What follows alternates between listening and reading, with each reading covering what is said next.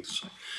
Good afternoon, everybody, and welcome to today's planning meeting. My name is Councillor Charlie Marks, and I am the Vice Chair of the Planning Committee here at Fenland, and will be chairing the meeting today. Welcome also to those members of the press and public who are joining us via the live stream. Before we begin, please can I take this opportunity to remind everyone to turn mobiles and computers to silent and ensure that when using the microphone, the red light is on and then turned off when you have finished speaking. We now go to agenda item number 1, and I would like to ask member services if we have had any apologies for absence. Thank you, Chairman. We've had apologies today from Councillors Connor, Councillor Hicks, Councillor Senate-Clough. I'd like to bring to your attention that Councillor Booth is in attendance today, substituting for Councillor Hicks, and Councillor Purser is in attendance today, substituting for Councillor Senate-Clough. Thank you, Chair. Thank you, Joe. Agenda item number 2, to confirm and sign the minutes from the meeting of the 24th of July 2024. Do I have a proposer to approve the minutes of the 24th of July? Councillor French. Thank you. Thank you. Do I have a seconder? Councillor Benny. Does any member have any comments to make on these minutes? Please raise your hand. No. Okay. Can I have a show of hands to approve the minutes of the 24th of July 2024? The minutes are agreed. We now go to agenda item number 3, which is urgent items, and I believe there are none. Agenda item number 4 is declaration of interest. Member services will now go to each councillor in turn, and can you please state if you have anything to declare in relation to any of the agenda items? Councillor Benny. Nothing today. Councillor Mrs French. I'm a member of March Town Council but take no part in any planning applications. I'm also a member of 11 drainage boards. Thank you. Councillor Mafferdon.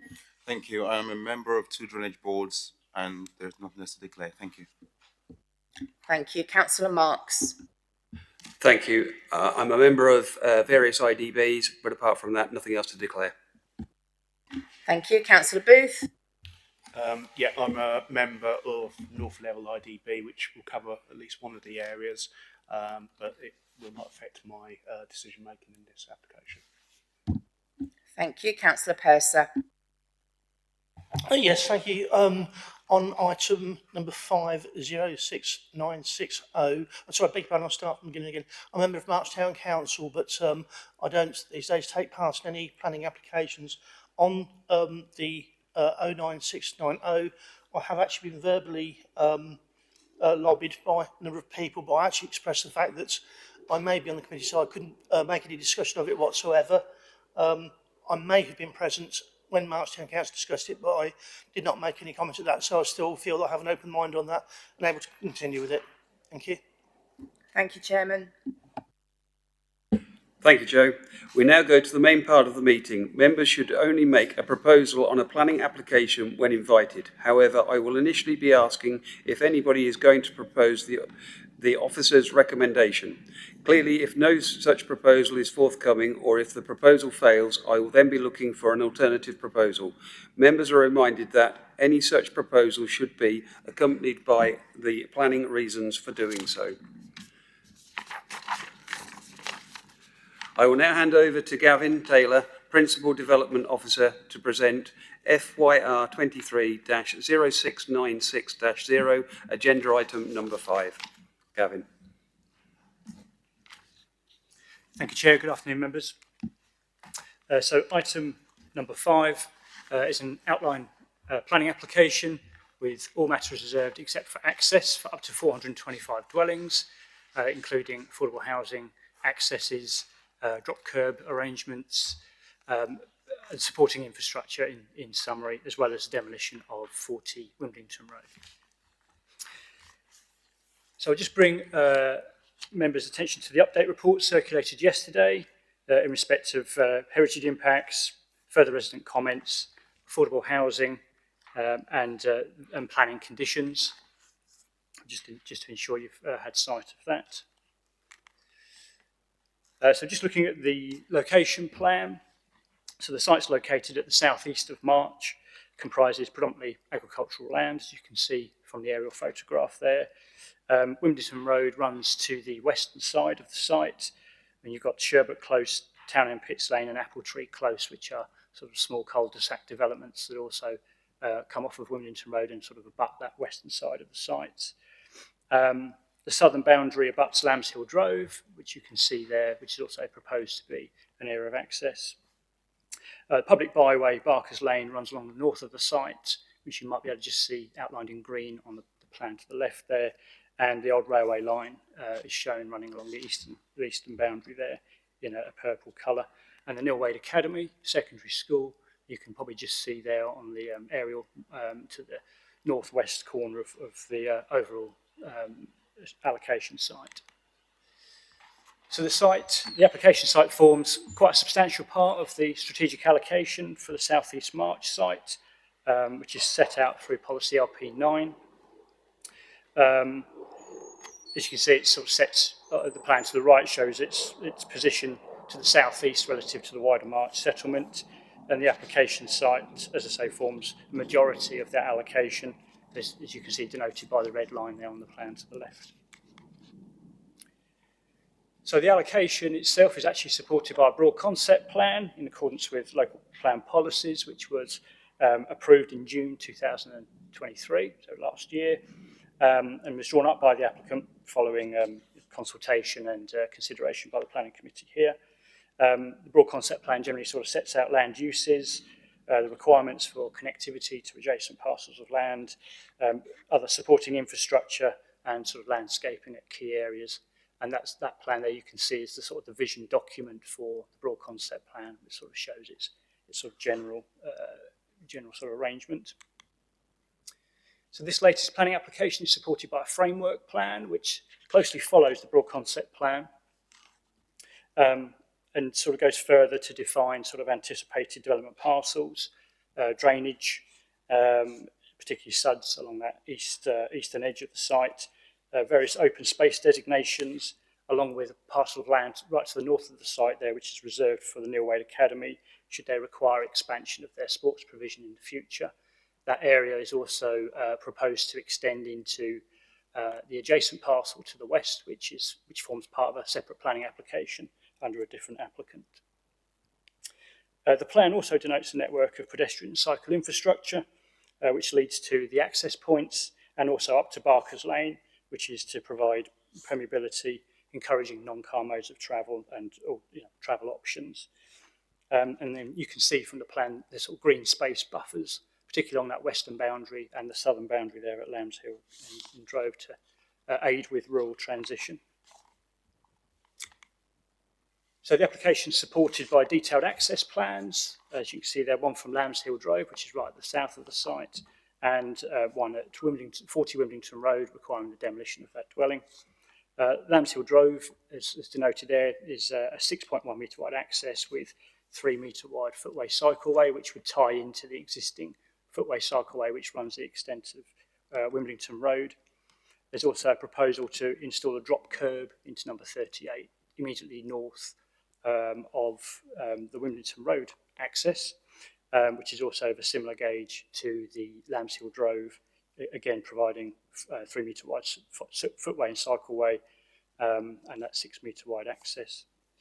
So both accesses have bus stops nearby. These are proposed to be improved by way of installation of real-time passenger information boards, and subject to clarification over future adoption and maintenance of bus shelters.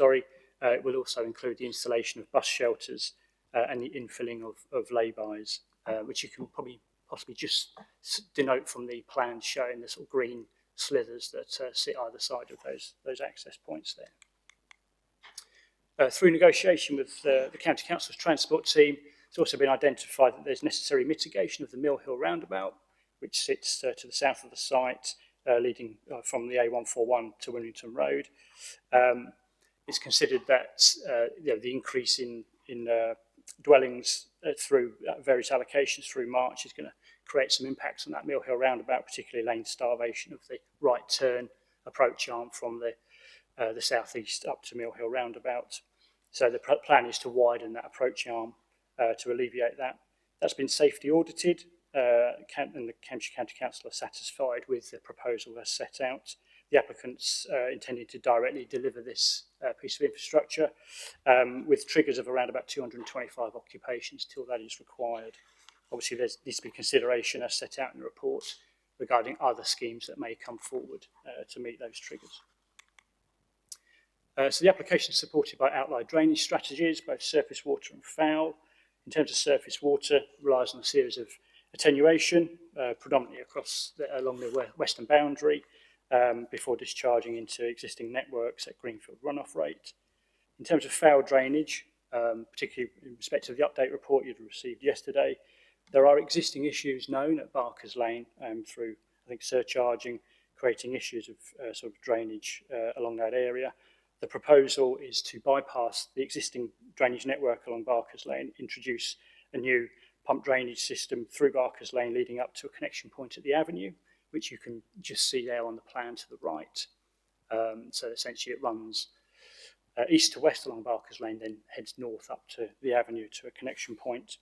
And it's been concluded and confirmed this week by Anglian Water that that proposal would not impact on the existing drainage constraints along Barker's Lane and the Knight's End pump. In terms of landscape, as we sort of mentioned before, there's quite a lot of landscaping along that western boundary. You can see there in a bit more closer detail the land reserve for the Neil Wade Academy. There's also a proposal for a neighbourhood park at the northeast corner and a community orchard with a natural green space buffer. And there's potential pedestrian cycle routes onto Barker's Lane to encourage countryside access. And there's ongoing discussions about the existing railway line there, which could lead to potential access points, subject to sort of further discussion. In terms of the southern part of the site, again, the western boundary continues on with a landscape buffer. You can see there, again, some SUDS features on that western boundary with natural green space along that southern element adjacent to Lambs Hill Drove, again, just aiding that rural transition into the countryside. The existing area of hard standing right at the southeast of the corner, currently used for a sort of car park for dog walkers and the like, is proposed to be retained. So just looking at the site, this is the Lambs Hill Drive access. So photo at the top left is basically taken from Wimbledon Road into Lambs Hill Drive. You can see it's quite a straight road in. The top right corner is the area of hard standing just mentioned that people use to park at, generally to sort of walk in along the old railway line. And the bottom picture is sort of a wider sort of panoramic view of Lambs Hill Drove there, which obviously you can just see as at the moment is agricultural field primarily. And then at Wimbledon Road, you can see the top right there is the proposed point of access to the sort of the site there. Top right photograph, number 38, is proposed to have a drop curb installed to sort of, because I think the existing access point is will sort of conflict otherwise with the proposed access. So the intention is to put a dropped access point in for that property and essentially block up the existing drop curb, which will no longer be required. And you can sort of see that bottom right photograph just in terms of longer range views along Wimbledon Road heading south. And then, as I mentioned, Barker's Lane, which is proposed to be a sort of focus point for pedestrian cycle routes according to the broad concept plan. So the proposal there is obviously to sort of encourage cycle and pedestrian into that area. Barker's Lane leads onto a byway, so you get a lot of sort of equestrian, dog walkers and general walkers in that area. And you can sort of see bottom right photograph just shows vantage points from Barker's Lane, which again just opens out into at the moment agricultural fields, but the proposal obviously is to develop in that location. So the application has undergone a number of sort of amendments and updates, points of clarification, which follows discussions with consultees to address matters, mainly in respect of transport impacts, drainage, biodiversity. Whilst detailed matters of layout, scale and appearance and landscaping are reserved for future consideration, the outline, framework plan and supporting parameters plans that are submitted with the design access statement are considered to accord with the vision and growth ambitions of the BCP and the wider local plan, particularly policy LP9. A comprehensive package of mitigation has been agreed by the applicant with a mixture of financial contributions and direct delivery of both affordable housing and transport infrastructure. It is recognised that there will be some harm that will accrue from the development in terms of landscape and less than substantial heritage harm. However, this is considered to be localised and relatively small scale and notwithstanding inevitable given the development plan allocation. The benefits of this development, though, are considered to outweigh those harms. And furthermore, due to known viability constraints from the district, the full amount of infrastructure contributions cannot be secured. However, this is a recognised issue across our district, and it's considered that the proposed contributions that will be secured would essentially make the development acceptable in planning terms. So it's considered that development would amount to sustainable development. It would accord with the development plan when taken as a whole, and there are no other material considerations of sufficient weight that indicate that a decision contrary to that should really be made. So the recommendation is to approve the application. Thank you. Thank you, Gavin. We have one set of speakers on this application. I would like to invite Will Hodgson, the applicant, and Andrew Hodgson, the agent, to make their presentations to the committee. Gentlemen.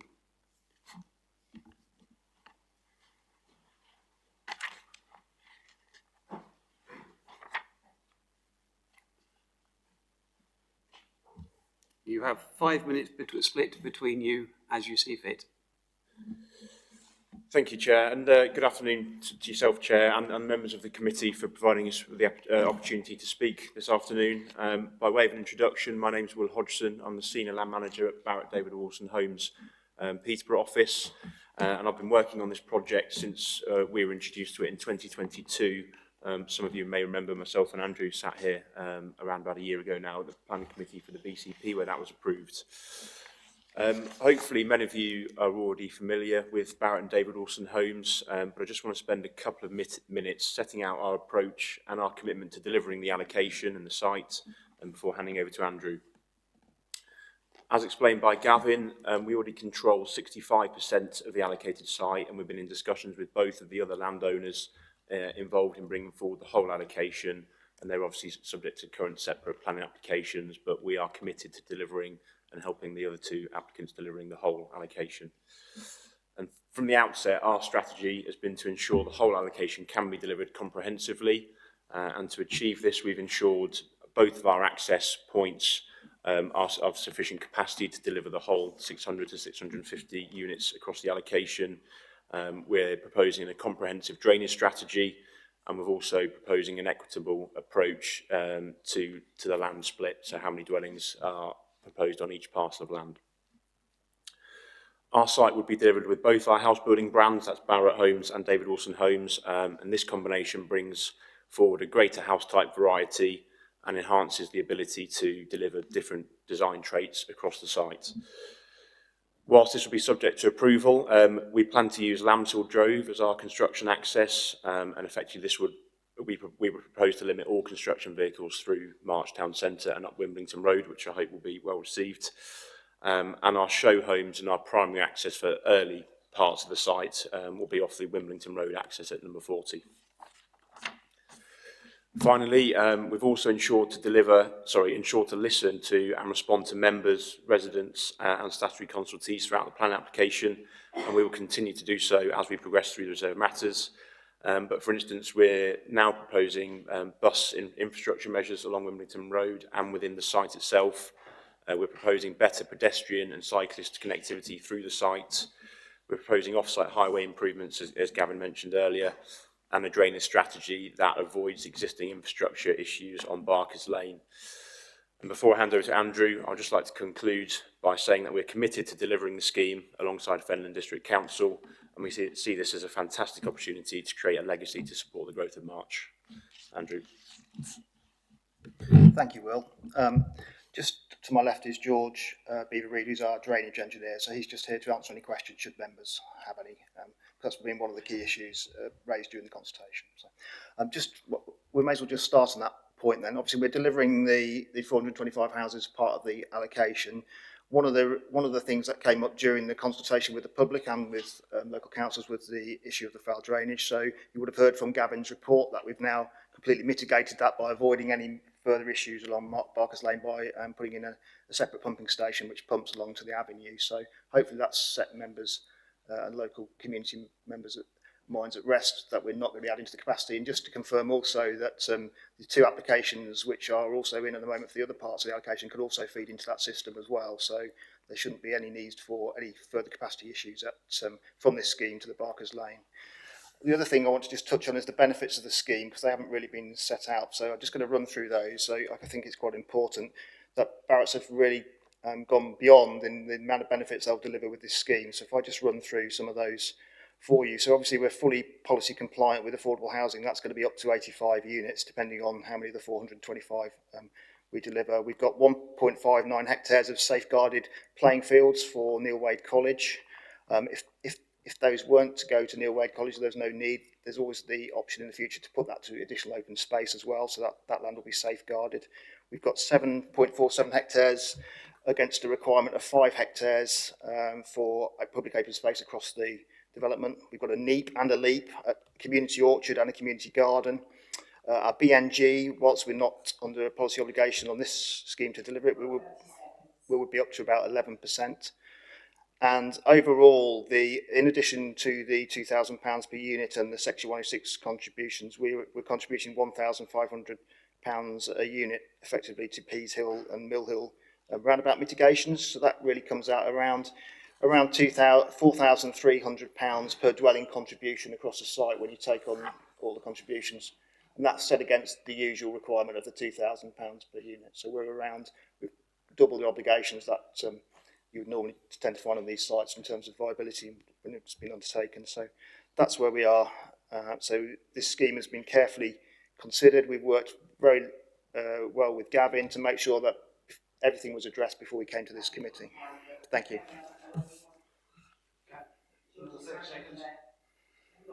No, I don't think so. I think I was just coming to the end there. So If you'd like to quickly finish. Yeah, I was just going to say, just saying that we've worked very hard with the planning officers to make sure that all of the issues that have been raised through consultation have been addressed before this application came to this committee. So hopefully you've seen that through the report that you've all seen. Thank you. Thank you.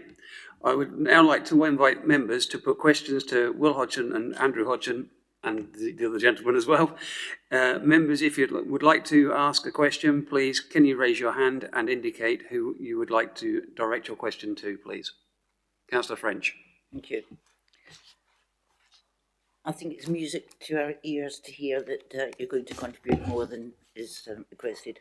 I have a couple of questions I'd like to ask. Are you going to enter into section 38 for road adoptions? Okay. Yeah. I know this is only outline, and looking at the contributions, there's a lot of money that you're prepared to put in. I'm hoping that when you come back with your reserved matters, you don't come back and say it's not viable, which, you know, we've seen this occur before. And my last question, have you been in contact with the Drainage Board? Because it's deeply disturbing that we haven't got a report from them. I know they're not a statutory consultee, but they were asked on larger allocations to put something in writing. Yeah, thanks for the question. Yeah, I mean, when we first started working on the project, we sort of filled in there the mid-level commissioners' pre-application form. I think it was 9th of February 23, and chased. I could bore you with a list of emails of sort of dates that we've chased them to discuss the application, but unfortunately we haven't had a response. So yeah, we've done all we can from our end, but I mean, I would just add that we're not going directly into their network and we're going at the greenfield rate. So there should be, I suppose, nothing to discuss in that sense because we're sort of maintaining the natural drainage regime. Okay, thanks for that. I mean, as I say, it is disappointing. In the report, it says they would respond. They haven't responded, and I will take that up with the Chief Executive of the Drainage Boards. Thank you. Councillor Booth. Thank you, Chair. Yeah, just another question regarding the drainage maintenance. So you talk about the use of SUDs on site. Are you looking, if you can get agreement from the local drainage board for them to manage it going forward, or are you looking for a private management company? Because obviously there are issues if it's managed by a private management company. I think other applications we've seen in the past where they don't do it to the appropriate standard. Thanks. And yeah, I think the preference would be to get the drainage board to do that if they're willing to do so. But if not, the fallback would be a management company. But yeah, I think BDW would be happy to explore sort of any parties that would be willing to do that. Thank you.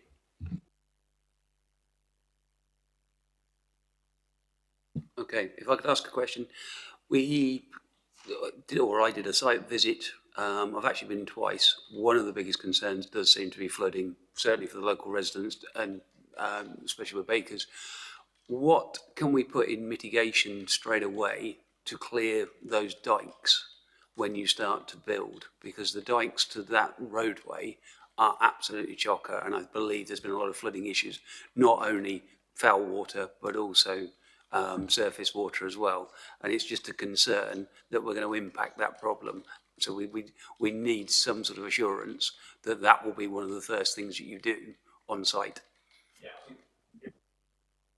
In respect to the dikes, certainly the ones sort of on site and adjacent to the site, we can clear those ourselves following purchase of the site. I think one of the big issues that we saw at the public consultation particularly was the foul water issue along Barker's Lane. I think that flooded some residents' back gardens. We've been in discussions with Anglian Water over the last sort of year, possibly longer, around the maintenance regime of that, and we've done surveys along that. I think that is a maintenance issue for Anglian Water from their perspective along Barker's Lane in terms of the physical foul water infrastructure there, but the ditches and the drains, yeah, we will clear those. And we'll do, sorry. Thank you. Sorry, just to clarify, so you've done other surveying of the Anglian Water network there already? I think probably not survey as such. We've surveyed the sewers that are there, so we know what's there and what the condition are. I think it's more sort of, we've obviously, through starting at the public consultation where residents sort of mentioned the foul issues in Barker's Lane, that's where we proactively went back to Anglian Water and said, can we explore a different solution, which is where they've come up with sort of bypassing the foul sewers. So can I just ask, what your reasoning for putting your own system in is because of the Anglian Water system at present wouldn't be able to cope, or because of the state of repair? Yeah, I think it's the state of repair. In terms of the pipe sizes, there would be capacity in the sewers in Barker's Lane, and that was the original response we got from Anglian Water. But I think those issues arise because of the level and the maintenance of those that get blocked up. So yeah, that's why we're bypassing them, which Anglian Water have agreed to. Thank you.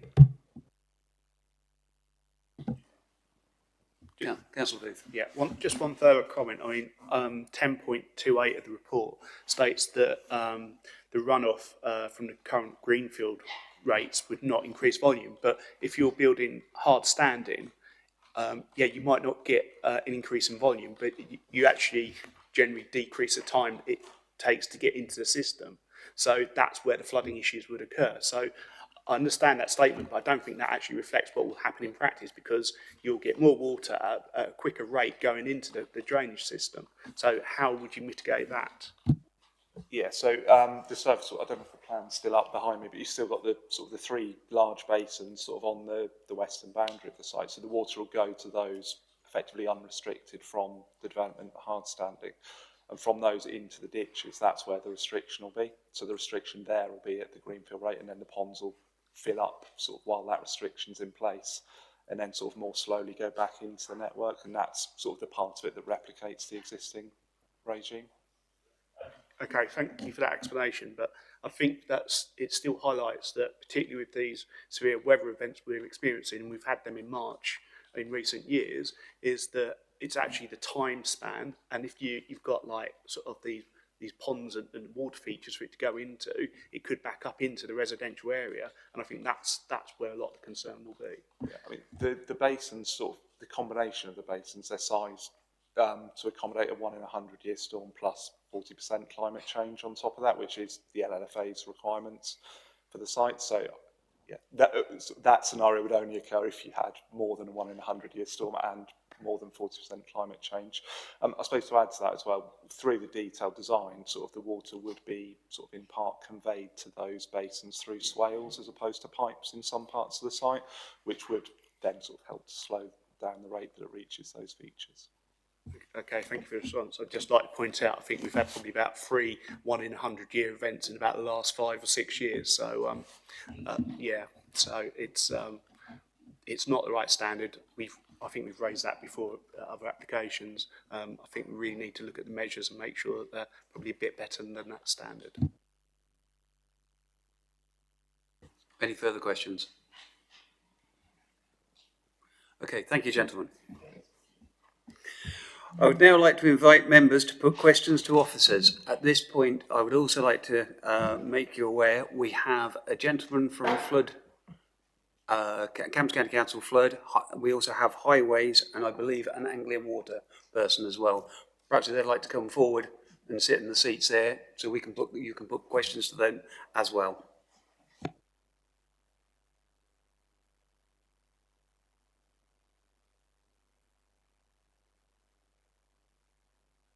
Sorry, before we start, would you like to just introduce yourselves? Thank you. Good afternoon, everyone. Hannah Wilson, Planning Manager at Anglian Water. Ben Wolf from the Lead Local Flood Authority, as a Flood Risk Officer.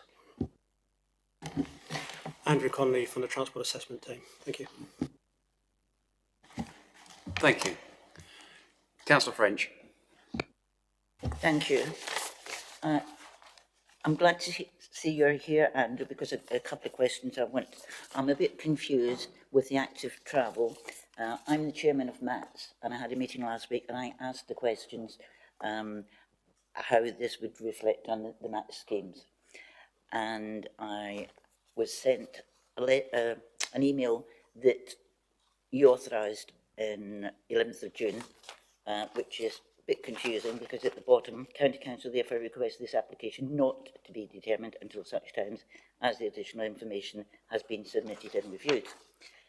And then the second part, which is yourself, was dated the 5th of August, that you're quite happy with it. So can you just fill us in on that?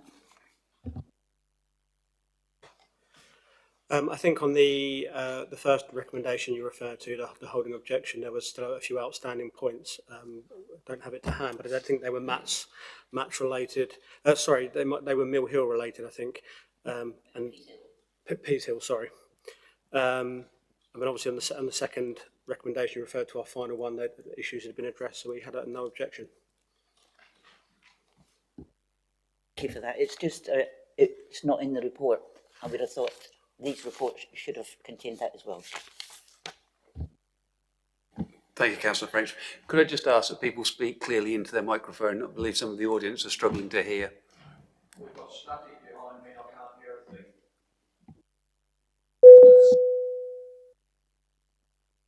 Okay, I wonder if you want to move to one side or the other.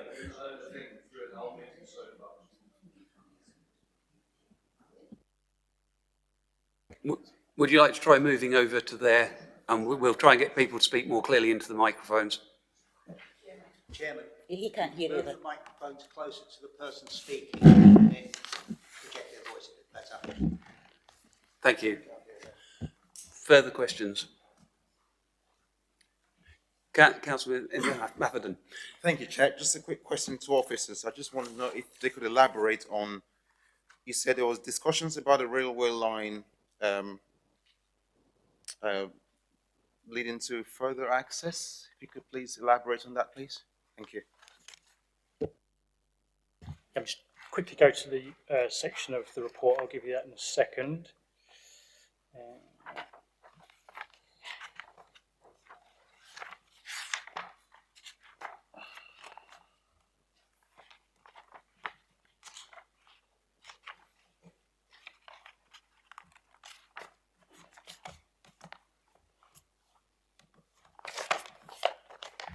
Yeah, thank you. Through you, Chair. So we had a comment on the 24th of October last year from our Fenland District Council's Assets and Major Projects team.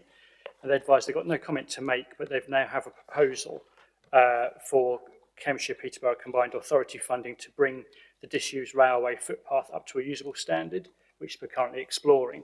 The broad concept plan sort of indicates there may be opportunities to tie into that. I think it does depend a lot on obviously how that progresses itself, but certainly there may be opportunities through more detailed matters to create sort of points of access into that to encourage countryside access and obviously more sustainable modes of travel and healthier lifestyles. But it's a bit of an early stage at this time, but certainly it's on the radar. But it does depend on how this council progresses with sort of future works on that railway line there. Okay, thanks. Councillor French. Thank you. I'd like to go to 10.8, which maybe Mr. Connolly could answer the questions. I am a member of the Highways and Transport Committee at County Council. The applicant has undertaken detailed discussions about the supporting travel plan, in particular securing a new demand responsive bus service. Now, they do that down south. It costs £165 per person. So if I can have from Gavin, are you sure that this is not going to happen, because it is not feasible? You cannot just hail a bus, and that's what's costing £165 per travel. Yes, so through you, Chair. So my understanding is, and I think it refers to the update report that was circulated yesterday, and that it's not a new bus service, it's actually an existing bus service. I think it's proposed to be the FACT service, I think. So the contributions are to go towards financing that to sort of route them to the site. So that's what the update report was kind of inferring yesterday. Thanks for that, Gavin. It wasn't very clear. I do know that fact that I don't think it's a permanent, I think it's a temporary fix, because the transport is now in the hands of the Combined Authority, not County Council. Yeah, through you, Chair. I mean, that may be a question that Andrew Connolly might be able to help us with, if that's okay. Thank you. It is the Combined Authority, and we have had discussions with them, and they're happy to support and route the bus this way with the supporting contribution. Councillor Booth. Yeah, thank you, Chair. It's really about the drainage. So I think obviously a lot of the detail behind the drainage scheme will be developed at the next stage. And I think often, certainly the previous head of planning has told us that there's no drainage issues that couldn't be overcome without sort of proper design, although water does tend to follow gravity and has its own mind at times, which we've certainly experienced in the local area. So I guess I just want reassurances that although we've got the commitment to follow, the minimum standards of like 1 in a 100-year event, with what we're experiencing in the local area, particularly in March with flooding events, that we're actually going to make sure that we deliver to the right standard for that location. And also, I would like in the recommendations that we put in that we'd prefer for the SUDs to be managed by a local public body. I think the flood local policy from the County Council does say that is the preference, and I think we should actually put that in the recommendation, particularly with the issues that have been experienced on other sites around the district. Gavin. So is the question about whether to include the adoption arrangements in a sort of a... Yeah, so the Section 106 agreement that would obviously follow this would have SUDs in there in terms of the adoption route. And I guess if the preference is that the likes of Anglia Water, for example, adopt it, then I'm sure there could be something built into the Section 106 that essentially cascades that down into sort of those routes of adoption, much like we used to do with open space, where it was offered to adoption first to district council, then town council, and then obviously over to a private management company. So that would be very much the intention. But don't forget the internal drainage boards, because they're obviously, I think, more expert in managing these type of facilities. Certainly from my experience, I'm sitting on drainage boards. Councillor French. Yeah. If I can ask, I'm sorry I forgot your name, from Anglia Water. Are you going to sort out the mess we've already got at Barker's Lane? I've got videos showing raw sewage pouring down, and my understanding that a load of sandbags were put there, and it's still not corrected, and the sandbags are still there, I believe. And this has gone on for years and years. and it's not pleasant for the people who live down there and have to walk down there. Yeah, no, thank you for that question. So we have done a number of works to resolve the existing issues at Barker's Lane and the Knights End pumping station. So that's a lot of kind of maintenance work, wet well cleans. We've updated the non-return valves, and we've also done some installing of new sewer monitors. So they're much better than what we had there previously. So we'd be able to see when any kind of issues were arising in that network and proactively rather than reactively go out there. However, I can't say to you now that we've resolved all the issues and there will not be flooding. As you know, when storm events come, that's when we see a lot of the issues here, and that's through the rainwater, surface water getting into the foul network, and hence then why you're seeing the sewer flooding issues. We're also going to add some additional kind of new sewer monitors. So we've got monitors at the pumping station, but we're also putting them within the network, again, to give us that visibility and proactively do something. And then in terms of this application, the avoidance of any connections within the Barker's Lane network constrained area, they're going to the 300 mil sewer on the avenue, and therefore they will not be making the situation any worse. Sorry, if I could come in at that point and just follow that up. I did site visit. I have to say, I don't know when you did your monitoring work, but literally the other day, it was disgusting down there. There were sandbags that were broken up, but there has been recent flooding. And looking at what's been said by residents locally, they are all saying the same. So my concern is, and hearing from the applicant today as well, that they've obviously found issues there. When is Anglian Water actually going to do something? It's not right that we either pass or turn down an application, especially with what we've got at the present time, when there are issues there that are known. Yes, okay, they're not going to be going into that, but we don't, there will still be surface water and stuff. So what sort of time frame to resolve this situation have you given this? So a lot of the work I've mentioned, especially at the pumping station, has already been undertaken. So I will go back and speak to our network and maintenance team to understand why you're still seeing the sandbags and the mess that you've reported to me. So I can get back to you directly or via Gavin on that one. In terms of future works, we are putting in to do a CCTV survey of Barker's Lane. We have previously done one, but we're going to update it and do it again. To the root cause of the situation at Barker's Lane is the surface water getting into a foul-only network, and the shallow gradient of that network, it makes it very difficult. So what we need to do is proactively work with residents and the community and the parish council to ensure that any misconnections that have gone into a sewer network, we can work with, like I say, the parish council to give other options for people. These misconnections are not done deliberately. I'm not suggesting that at all, but it's more about working together with the community, with the parish, and with the Lee Local Flood Authority and other flood management bodies to actually understand the root cause and solve it. But I can absolutely take back your concerns today, and we will report back to you directly. Thank you. Taking back our concerns is one thing. Actually seeing action is certainly another. And living in a village where we flood regularly, and I know Councillor French is desperate to get in at this point as well. Councillor French has got sort of like quite high waders.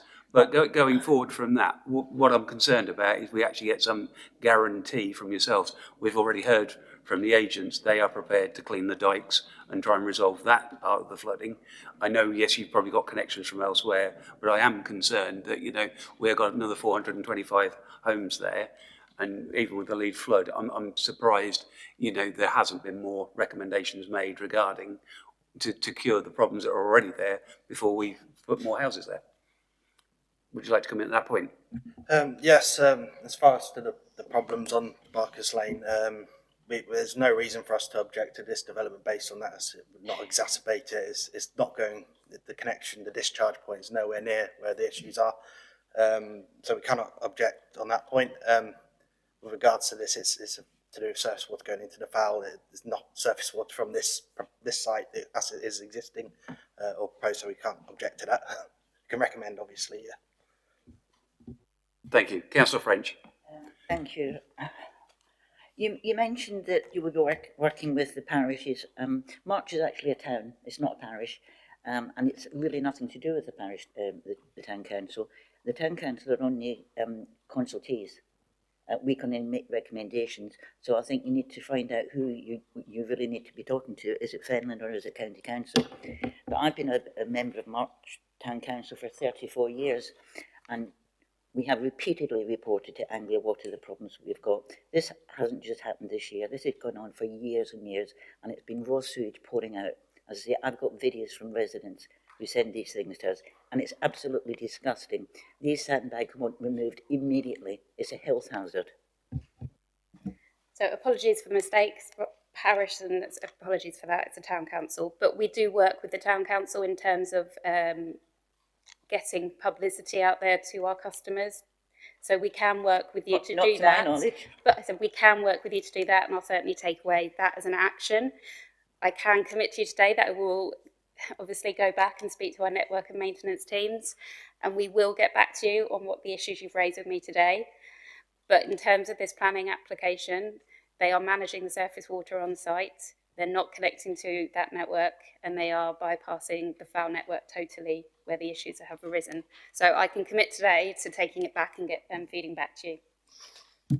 Thank you. Further questions? Councillor Booth. It's just the point regarding the fact that it's not going into Baker's Lane, but what we have experienced in March is the fact that there's been so much surface water going into the whole system, it's actually backed up, and therefore there would be nowhere else for it to go. So to say that it can't actually go into Baker's Lane, I think is probably factually incorrect, because water will eventually flow where it wants to flow. And it will also impact where, you know, the water, if we can get the issues there resolved, are going to flow into, because if the other part of the system's at capacity, then you won't be able to get the water away from Baker's Lane. So we need to ensure that that doesn't actually happen with this planning application. Sorry, through Chair, if I can come back. See, for clarity, obviously, we need to deal only with matters of this plan application. As the officer's report explains quite clearly, this application washes its face in relation to surface water drainage, flooding issues. We accept there may be existing problems outside of this site, but as long as this application doesn't exacerbate them, we can't look at that as part of this application. And I understand the residents are very frustrated with the existing situation, but it's not really a conversation for this debate. We seem to be moving away from the planning application per se, provided, you know, this application does look at washing its own face, which the report does. Existing problems is not really something for consideration as part of this application. Thank you, Chairman.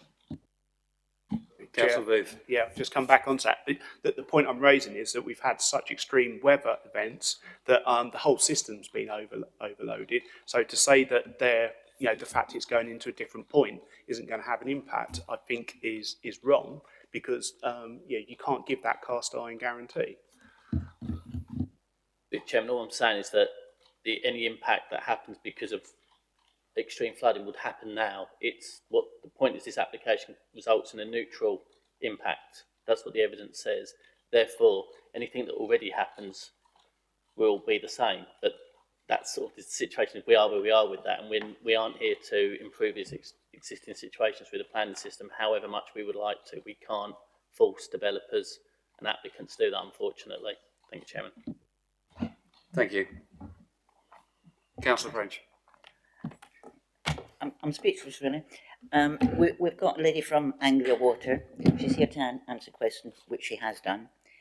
We're pleased to see that the sewage and the surface water is not coming down Barker's Lane. That is a bonus. But the problem in Barker's Lane is there today, and we have to take that into consideration.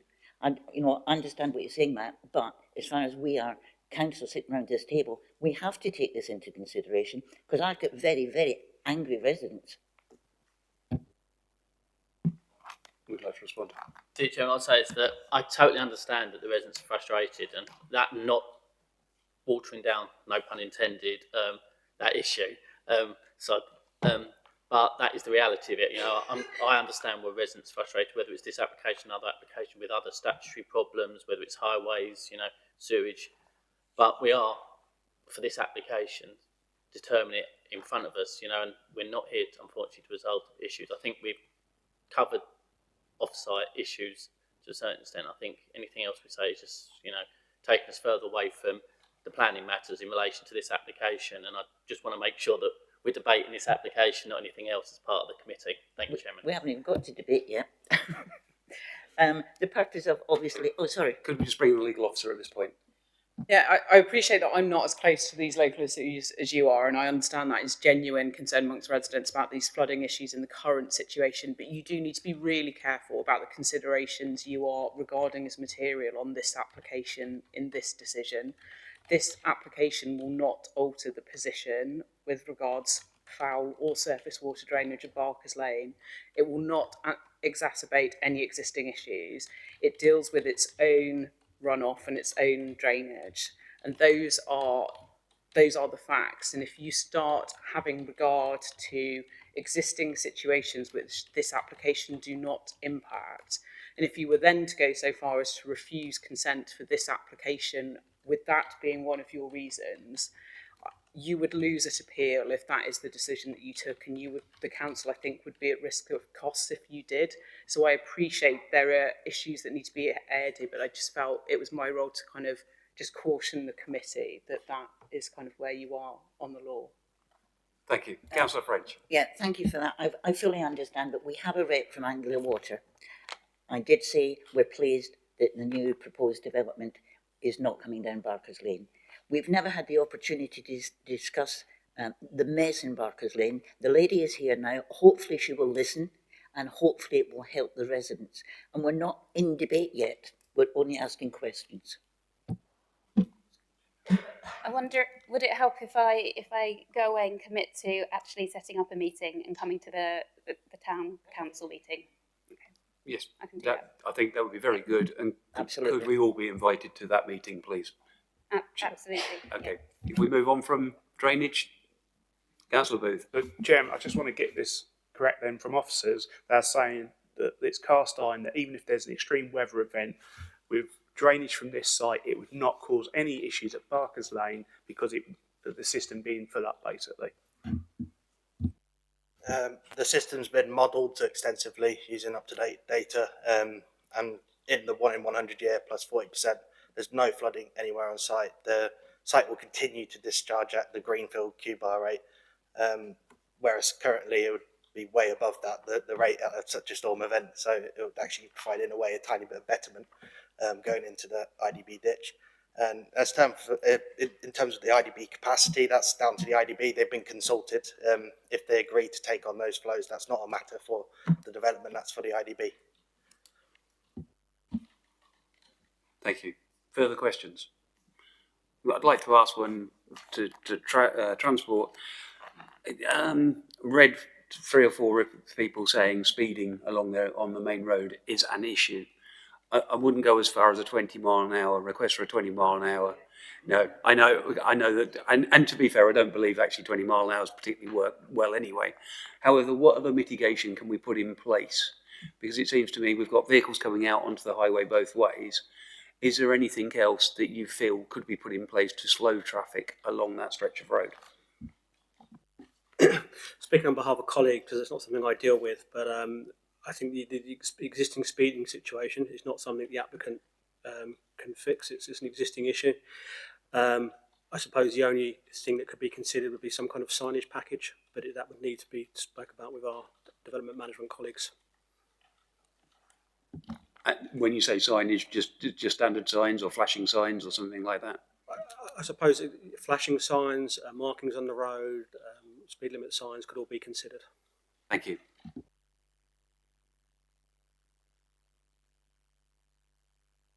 Chair, just to confirm, and that would also include things such as MVAS and SIDs, would it not?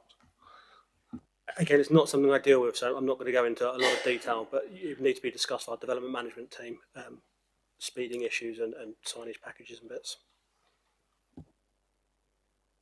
Okay. Okay, further questions? Councillor French again. I think I'm listening to what Mr. Connor said. There is a different route for that, but we're not going down the local highway improvement scheme because that takes forever. It takes about 2 years when you think of something before it actually happens. So I will discuss with colleagues at county under the MAT scheme to see if we can get some money from there. Thank you. No further questions for officers? Okay. Thank you, everyone. I would now like to invite members to debate the item in respect of the material planning considerations relevant to the application. If you would like to speak, please raise your hand. Councillor French. Thank you. As I said earlier, I am delighted that the surface water and sewage is not going anywhere near Barker's Lane. I've read these reports several times, and I just think it's amazing what you're trying to do, and I am completely satisfied with the additional Section 106 money that you're putting in. But I'm glad to see you're not going to put this £96,000 into a stupid hail operation. So well done, and I'm quite sure other members will have something else to do, unless I can think of something else I want. Councillor, sorry. It's okay, Chairman. You're much done.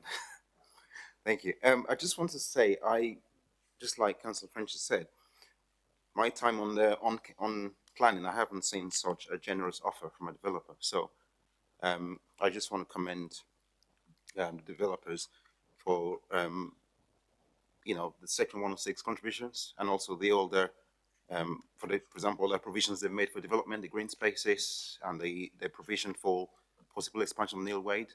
So that's just what I want to say. It's to me, it's I wish other developers would do similar. Thank you. Councillor Booth. Thank you, Chair. I mean, I've read the reports. I think all the issues have pretty much been addressed. My main concern was regarding flooding. I think those have been addressed at the meeting today. I think this is an application. Obviously, it's already been agreed in principle through the local plan, broad concept plan, the March neighbourhood plan. This area as a site for development has, effectively been given the green light. I guess the only thing I would like to see is just to beef up the point regarding how the floods are going to be managed in the future, which I've already raised with officers. But that's all I've got to say on the matter, Chair. Councillor French. If I can just come back, I should have actually asked the applicant on this, but maybe he can just nod his head. It is an outline application. It sounds to me as if it's going to be approved this afternoon. I'm more concerned as when the reserved matters would come in. Is it going to be 6 years, 2 years, a year? Thank you. Further questions? One thing I would like to say on this, I am concerned that those ditches are not clear, and I would like to see a condition that before anything started on site, that those, or at the beginning of the site, that the ditches are cleared. So at least we've got some regarding Barker's Way and stuff along there, certainly. Councillor Booth. Yeah, I think the conditions do allow for that because it talks about a drainage plan to be established before work is undertaken. So I think with officers, if they take on board the points we've said, but I think it is covered under the existing conditions. To be fair, I did just ask the legal officer, and apparently, yeah, we can condition that. And I think it is something that we do need to put in and make very, very clear from day one. Yeah, sorry, what Councillor Booth stated earlier about seeking the drainage board. The drainage board, they just don't want to spend the money. They haven't got the money, and you can't really expect them to do it. But as I say, I will be speaking to the chief exec of the drainage board, and certainly the dikes all need cleaning out. But the trouble is, the riparian dikes, they're not just middle levels. Yeah, that's right. Just in response to that, I mean, yeah, the drainage boards aren't going to do this free of charge. They normally come up with a levy that they'll apply to the developer. But I think it's preferable that we have it managed by the drainage board, as I said, as opposed to private management companies. Yeah, but in saying that, obviously, if the contractor or the developer is going in to site, maybe it's something they would take on board to do to start with. and then hand over back to the IDB. Further debate? Sorry, over to Gavin. If the debate's over, I can just come in just on the point of SUDS in section 106. That I've made a note of that to say that it's quite a standard entry into the 106 nonetheless. And I think just in terms of sort of clearing ditches before commencement of development, so the condition, obviously the proposal is this isn't going to be delivered in one hit, it's going to be phased as the applicants implied. There's a condition requiring a phasing plan to be agreed. And obviously what's important from a drainage aspect is that drainage is one of the first things to go in, because not only are we managing the drainage for housing, but we've also got to make sure that any drainage that might run off during the construction phase doesn't enter into the watercourses. So in terms of sort of general site arrangements, it naturally normally follows that you would set out your drainage as part of your first phase of construction before you even started working. And obviously you would need to then make sure that that site does drain properly. So you would normally get obviously we can't ask for all the ditches to be cleared in one hit because it wouldn't meet the tests, because you can only really ask for works to be carried out that the development is going to impact on. So if you're starting at let's say the bottom end of the site, which I think was implied, you would look at organising and arranging your drainage around that bottom area first, where you're going to be developing out, rather than hitting the entire site, because at the moment the development isn't there, so it's not creating the problem to have to mitigate at this stage. But it would be done incrementally through those phases. If I can come back on that, surely as we already know, there are drainage issues there. We are only doing to the betterment to make sure that the whole site is clear on day one. As time goes on, that water's still got to go somewhere. We know there are already flooding issues there, so surely we are doing for the betterment of the site. I would just say I'd be cautious with planning conditions requiring works to be carried out that don't meet those tests of planning conditions. That's really what I'm just suggesting, that they have to meet those tests, have to be reasonable, necessary, related. So if you're asking for a ditch to be cleared at the north of the site when actually that's not going to be touched for another 2 or 3 years through the development, then that may not meet those tests of planning conditions. So what I don't want to do here today is agree that that condition will be put in, and we'll be asking for that, because subsequently we may find that we're not able to because it doesn't meet those tests of conditions. I'm quite happy to consider that as a condition, and maybe through formatting and formulating the final conditions here, which obviously we're seeking officer powers to resolve, I'm quite happy to, once we've got that schedule of conditions agreed internally, and preferably with the applicant as well, I'm quite happy to run that past the committee if they want to have sight of those conditions before we release the decision. Obviously that's going to be not until the 106 is done. But obviously that's really what sort of I think would be the best course in this instance. Okay, thank you. Councillor French. Thank you. Yeah, I've listened to what Gavin said. I don't remember any member on this committee this afternoon asking for all the ditches to be cleared out at once. No, nobody asked for that. We haven't even discussed the conditions, but what I would like to see before we go any further, yes, there is a large section 106. I would be very upset to find out it's going to take 6 months to 12 months to get these, because we are not the quickest of people doing section 106s, and this is what is holding up development right across Fenland.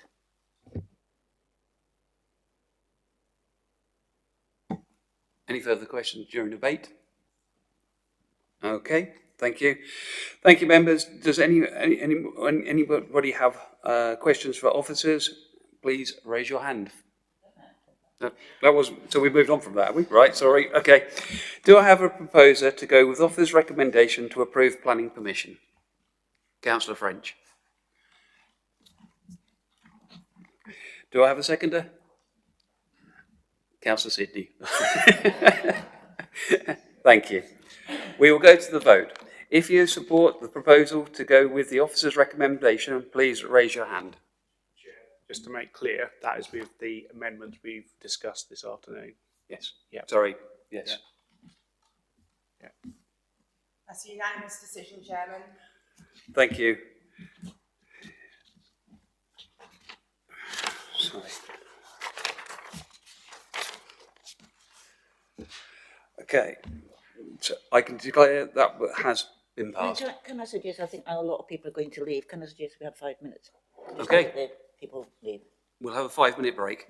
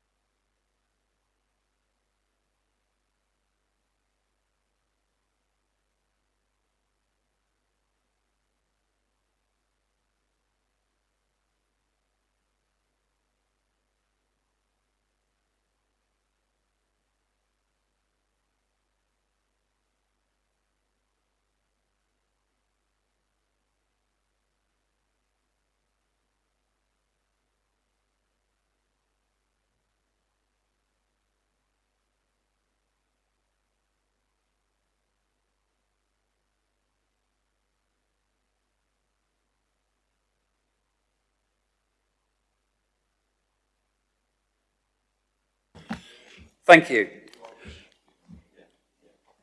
Okay, so we will now start with, I will now hand over to Gavin Taylor to present FYR 240040F, agenda item number 6. Gavin. Thank you, Chair. So agenda item 6 is a proposal for a change of use of an existing garage stroke store and associated land to a venue for ceremonies, which also includes the formation of a car park. It's part retrospective in that the use has already commenced. The car park is yet to be laid. So the site's at Manor House, 102 Eldonale Lane, Coates.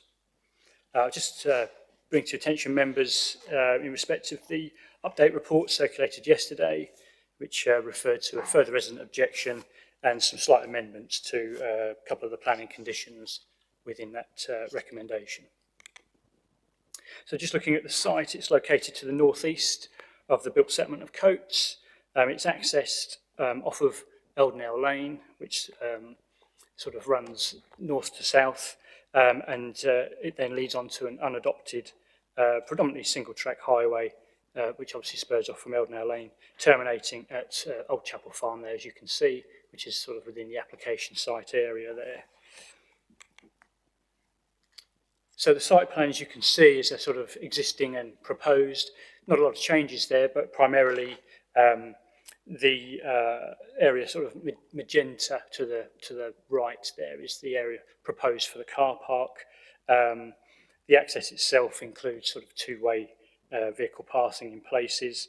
There is a secondary link to the A605 for emergency access set out on the plan there, and a garden area which is proposed for the sort of ceremonial space, which is more toward, in the centre of the site there, where those buildings converge. So just looking at the site photos, photo 1 at the top there is the proposed venue building. You can see the grass area to the front, proposed to be repurposed as sort of a parking area. There's vehicle parking turning areas through photos 2 to 5.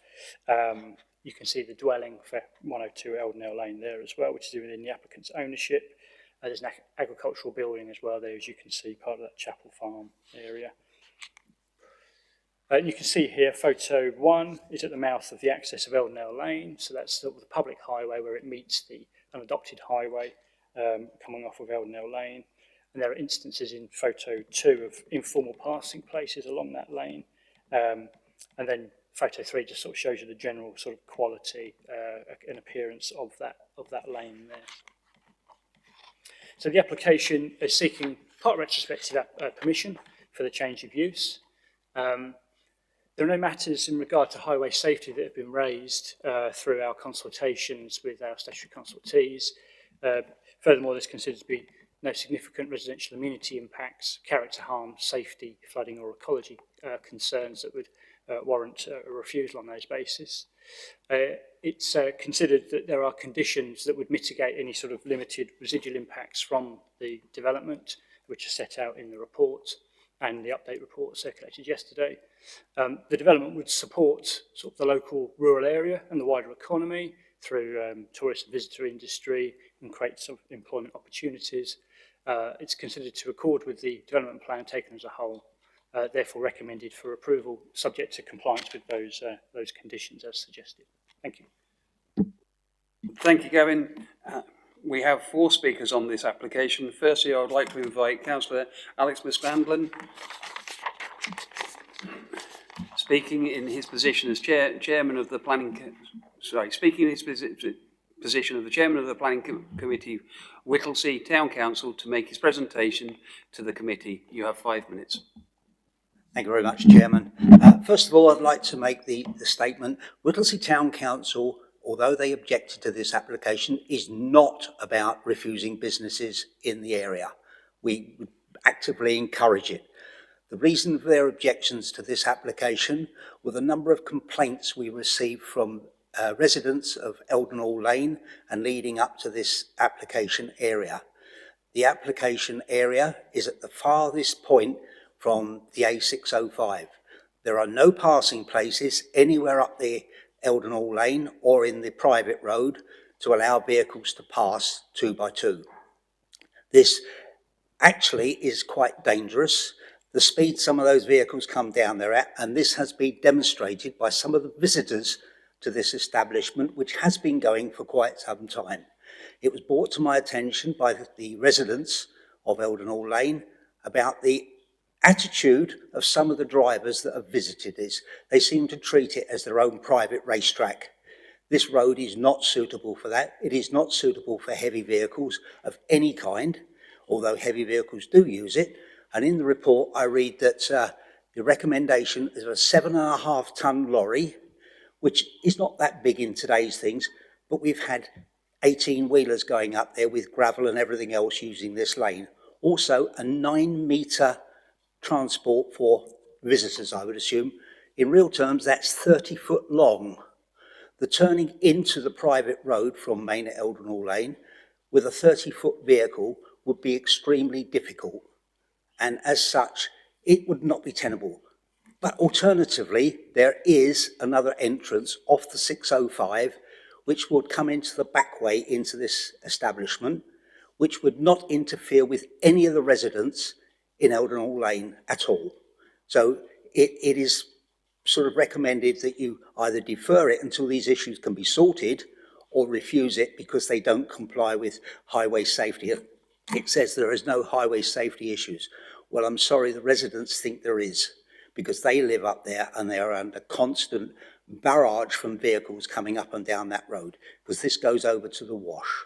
So it is something that needs to be sorted. It hasn't been sorted, and some of the residents, their health and well-being, they bought houses, quite expensive houses, to live a quiet rural life, to be interrupted in their pleasure time by people coming down the lane, walking, abusing them verbally, urinating in their driveways, and basically carry on as if they own the place. This is not a way to go. It's not being a good neighbour, and I think the applicant needs to be very, very conscious of who they have there. We're not against them holding something, but an alternative entrance off the 605 would be highly desirable. I know the road's got to be made up to a standard that can be used by most vehicles, but I think that's the job of the applicant to do that, not the council. That concludes mine. Thank you. I would now like to invite members to put questions to Councillor Scanlon. If you would like to ask any questions, please, can you raise your hand? Councillor Matherden. Thank you, Chair. Thank you. Just a quick one. You talked about the speed people drive down that road. I was there yesterday. There's speed humps on the road. You can't speed on there. You damage your car. I've lived next to that road, and I live literally, I'm probably the nearest living councillor to that site. The speed some of those come down, there has been some very, very near misses, and people going onto people's driveways to make it a passing place. That's not acceptable. Using other people's property to alleviate your problem is not a way forward. But the speed down there sometimes is quite horrific. And I know the applicant drives down there all the time, and he's probably seen them. And I'm not saying he drives fast, because I think that would be disrespectful on me. But I think he knows that people do drive down there far too fast, and it is a dangerous road should they do that. Thank you. Could I ask a question? We've had 2 planning applications come to committee in the last 2 years or 3 years down there. One was a barn conversion right at the bottom, and the second one was also a farmyard with cows, which I believe, having done the site survey the other day, is now in build. And it's never been an issue before regarding vehicles going up and down there speeding. It was on different issues that it came to the committee. Why all of a sudden has this raised this one on this application? I'm sorry, Chairman, but it has been an issue. I sat in your chair where the original application came up just before you go over into the Whittlesey washes for the conversion of some barns. Speeding traffic was an issue then. It's still an issue, and it needs to be clarified that the road is not safe to do so. But also there wasn't any mention of passing places. Now I drove that the other day, and I met vehicles coming towards me, and I counted 7 I agree, not official passing places, but there were sufficient pull-offs. Would you agree that to the gates of? There are people's driveways going up there. I believe there's one is a farm entrance, and by the turning for the actual private road, there is a section on the left-hand side which will allow in fact, the lorries swing into that section to go round there because they can't get round the corner, it's too tight. But yes, there are private parking or private driveways that people use as passing places. That's not an official way of doing it. And those people are perfectly entitled to put a gate on the end of that driveway to stop people doing it. To officially make a passing place is probably paramount. It's safety, highway safety, and it would alleviate any issues going down there. But equally, the alternative road in off the 605 would also alleviate that problem because it is away from every house going and only will lead direct into this application site. Thank you. Any further questions? Councillor Booth. Yeah, just want to pick up on the point about the size of vehicles. It's possible, I think, reading the report, that that actually agricultural vehicles can use that road, and there wouldn't be any limit on the size or width or length of those vehicles. So I think that the county council's view is that you can't restrict someone else if that existing use is kind of there, particularly for agricultural use. So what would be your response to that? Right, the turning into the private road, the agricultural vehicles go into the field on the left-hand side and do a loop turn to go into that road because with a combine on the back or something, they cannot turn into that road. It is too tight. The owner of the cottage on the corner, the thatched cottage, he said on numerous occasions that lorries have had to, they go up, reverse into the field and then go straight across because they can't turn. The turning tight is too tight for a large vehicle, and the proposal on the application is a 9-metre vehicle, which is 30 feet in real terms, and 7.5 tonne. Yes, 7.5 tonne lorries aren't that big, but they can be, because it's not the size of the vehicle, it's the weight of the vehicle. Thank you. Any further questions? Thank you, Councillor Scanlon.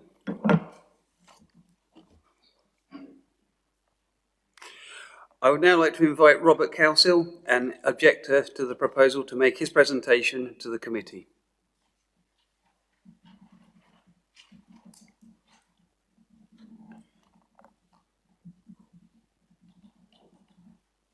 Mr. Cowsill, you have 5 minutes when you're comfortable. Please press the button. Okay, thank you. I'm Robert Cowsill. I have quite a long association with Eldonell, both through organising and attending events at the bird sanctuary and also practical work, conservation work on Eldonell Lane. So I didn't just get off the bus from Peterborough.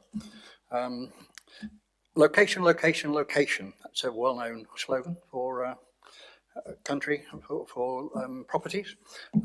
As the location of a fine country house for a successful businessman, absolutely fine. As a location for a party and events palace, no, absolutely not.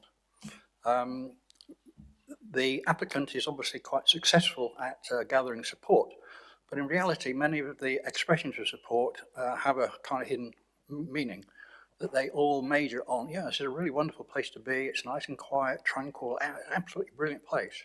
Are they not aware of the irony that in supporting the application, they are going to be damaging the very fact, or one of the factors that they wish to promote? Also, the officer's report strikes over this. Your policy LP16 requires, as I believe, if I can read, not adversely to affect the landscape character of the surrounding area. That landscape character is Fenn's natural character area, including strong presumption of tranquility. There is no way that the development would enhance the tranquility. And it's odd that the officer's comments do not concern the actual nature of the application. She comments as though it's a physical application, which it is in very small part, and totally ignores the change of use side, which is very strange.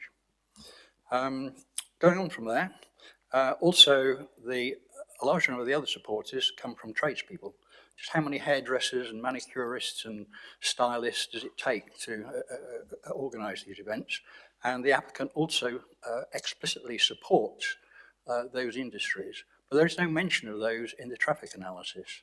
The traffic analysis makes it appear that all of the services are managed from within the organisation based at the house, and yet explicitly it calls for support for local tradespeople to attending this. So that's further traffic onto that analysis. Coming on to the traffic issue, and perhaps one of the comments has already been made, I think there's a huge difference between the nature of the traffic for agricultural activities, and people in the country are quite used to that, and indeed the wildlife is quite used to that. That is quite different to an array of cars, as we've heard, turning up for an event. The officer recognises that there will be some bunching, but then dismisses the idea.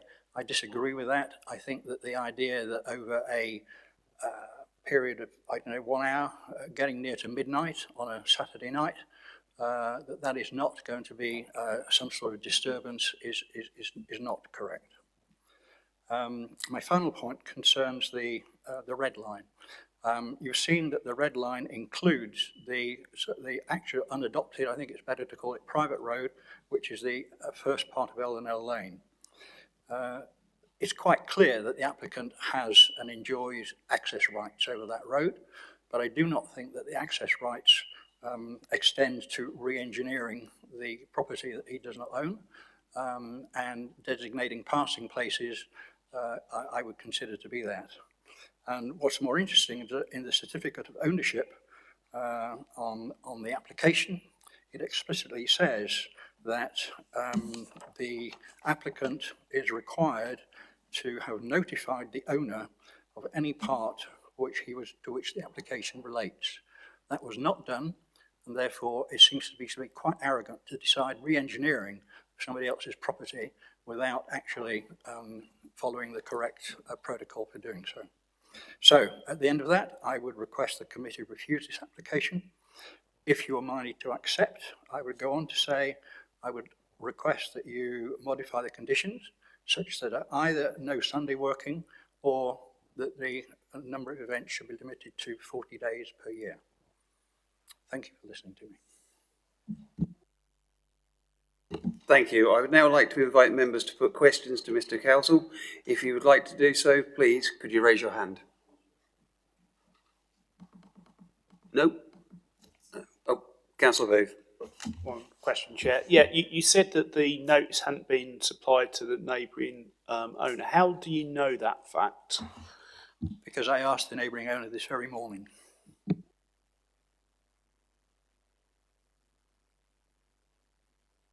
Okay, thank you, Mr. Council. I would now like to invite Mr. Chris Walford, the agent, and Mr. Heath Thomas, speaking on behalf of the applicant, to make their presentation to the committee. You have 5 minutes between you.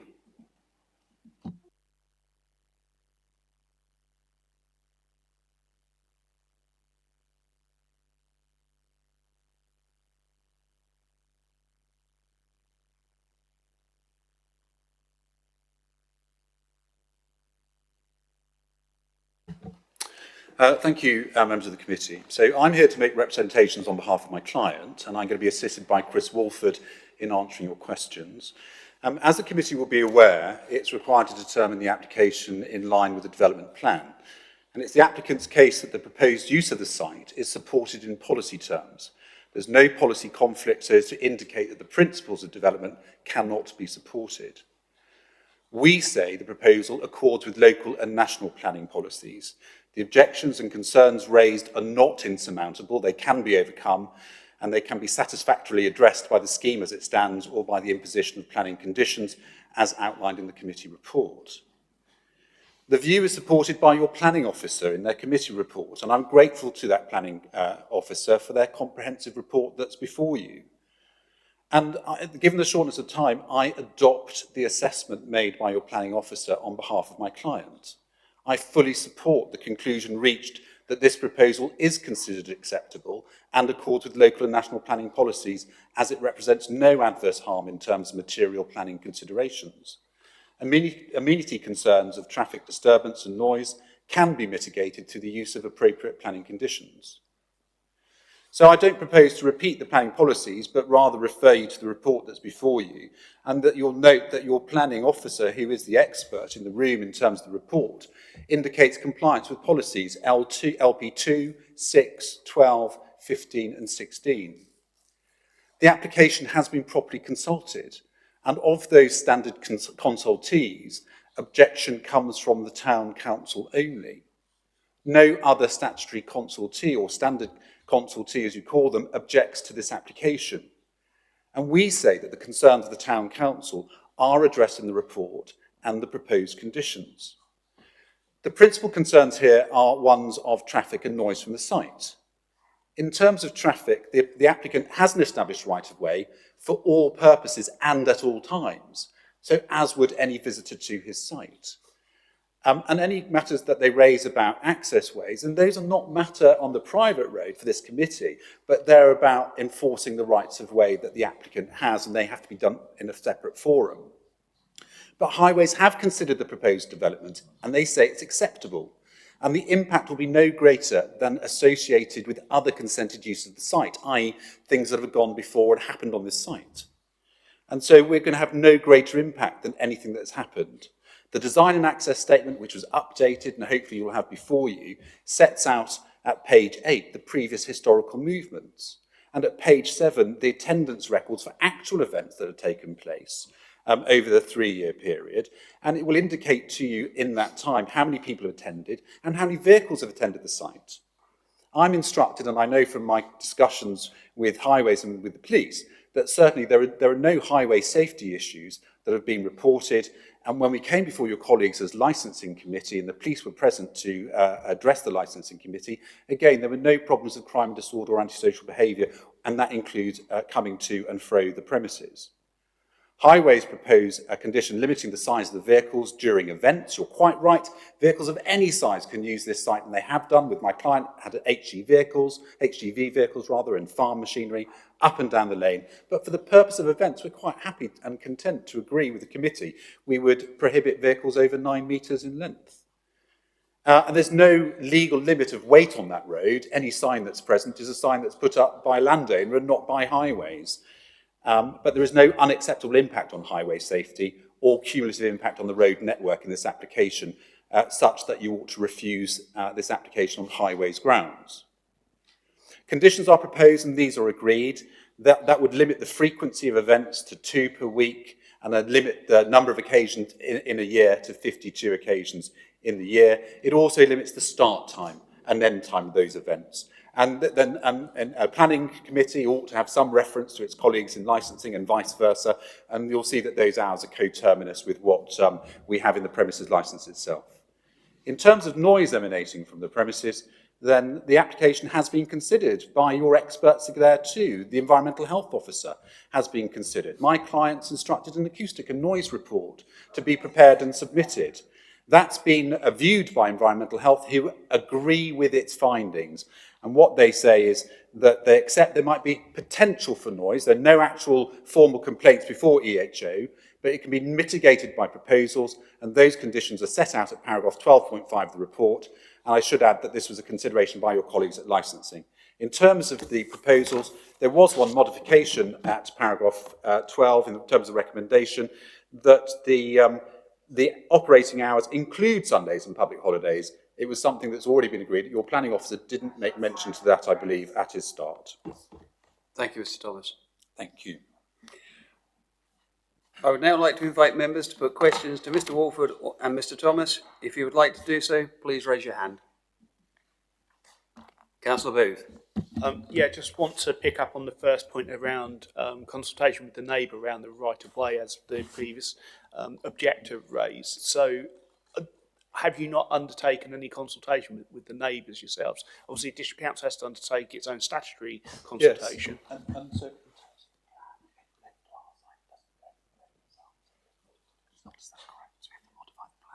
there was no formal consultation with neighbours, but we have served notice on. So the applicant doesn't own all of the road that is redlined. Oh. So for a valid application, we have to red line to an adopted carriageway. So hence the red line is quite long. But essentially, it's not all in our ownership. So notice was served on there because we don't own all of the land in red. We're not actually proposing to modify the road in any way. I think that was mentioned from an objector that we were amending a road without permission, but that's not the case. It's a tarmac road with speed bumps. There are historic passing provisions on that road. It's been like that for many years. It's never caused an issue before. The unrestricted use has enabled multitudes of uses and sizes of vehicles to happen. And if anything, if this is granted, you'll see a reduction. There's no need for agricultural vehicles because they're moving away from that. They're diversifying the site. It's becoming something else, which is more reliant on cars and not the vehicles it's had in the past. It's things are changing. So.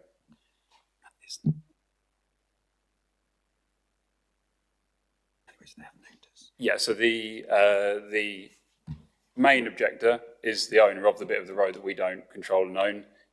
He's very aware of the application, as we know from the numerous comments on there. So I have no doubt that he is very aware. There's also the point raised about using this other access from the A605. What are your sort of thoughts, comments on that? So in terms of the other access, we don't own that access way, and so we have no right to enforce use of it. So we have a right of way over this roadway for all purposes and at all times. That's from a very historic conveyance. It's referred to in the statement that my clients have submitted. So that would be the sensible answer to that question, I'm afraid. It wouldn't be in contemplation. Final question is just about this revised condition on opening hours. So the way I read it, it doesn't include Mondays at all, but that is what you were asking. Is that correct? Or? No, it's not actually. So we were just asking for those days that are set out in the committee report in terms of its recommendations. It's not something we propose to operate every day of the week. It really was Wednesday to Sunday. Yeah. But as we say, no more than 52 occasions in the year and no more than twice in any one week. Sorry, just to clarify, I mean bank holiday Mondays. There was when the initial agenda was written, there was a slight anomaly in the fact that it listed Sunday opening hours, but then in the following paragraph it said there'll be no opening on Sundays or bank holidays. So we quickly got back to Danielle and said, I'm not sure that's correct. There's been an error. She promptly amended it to suit that. Essentially, we are looking for a Sunday open, but we won't be on a bank holiday, so because that's not one of our proposed working days. Okay, thank you. If you don't mind, just for the avoidance of any misunderstanding, of course, not all bank holidays fall on a Monday. So in terms of our opening, we don't propose to open on a Monday. And that's why, in terms of our days of the week, Wednesday to Sunday, of course, we can't restrict bank holidays if some fall on a Friday.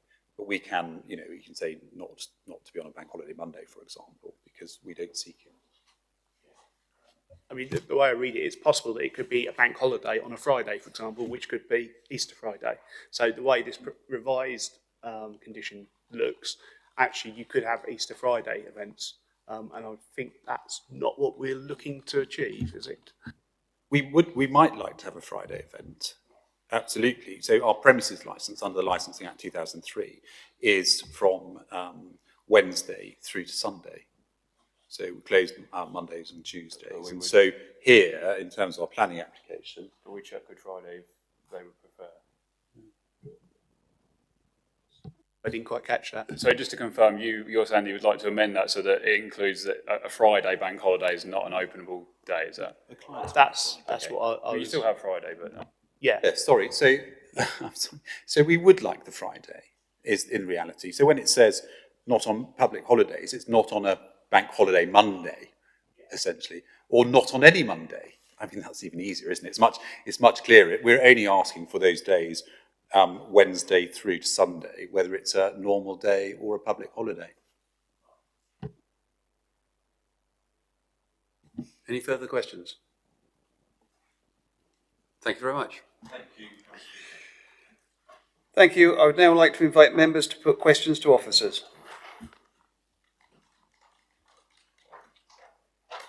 Councillor Booth. Yeah, I suppose it's just on that last point about bank holidays that are not Mondays. So the way this condition now reads is if it's Christmas Day is on a Friday, that it would be entitled to be open. I'm not sure if that's something we should be supporting. I'd just like to get officers' views on that. Yeah, I mean, obviously, there was some discussion with the case officer and the applicant over the condition, which was essentially drafted incorrectly the first time and picked up by the applicant and therefore corrected in the update report that was circulated yesterday. Certainly, there's you know no real sort of there's nothing in anything we've got here that suggests other bank holidays other than Monday would not be appropriate. But I appreciate if members feel strongly about that, then that may be something they might want to include in an update to a condition. I think the applicants just referred to them, their preference being Good Friday would be, would be good for them. But at the same time, I take your point that obviously bank holidays can fall New Year's Day, Christmas Day, etc., Boxing Day. But obviously this is, an events place, and some events are held over those sort of holiday periods. So I'm not sure if it would meet with the applicant's business case, and I'm not sure we've got evidence to suggest that they would not be appropriate either. I guess I'm just thinking, having worked in retail, and I kind of work in retail distribution now, that, for example, Christmas Day and Easter Sunday are days that are prohibited for opening. Is it appropriate that the event would be allowed to operate on those days? I guess that's something for us to, as a committee, to decide. The way the revised condition looks is that is possible now. Thank you. Any further questions for officers?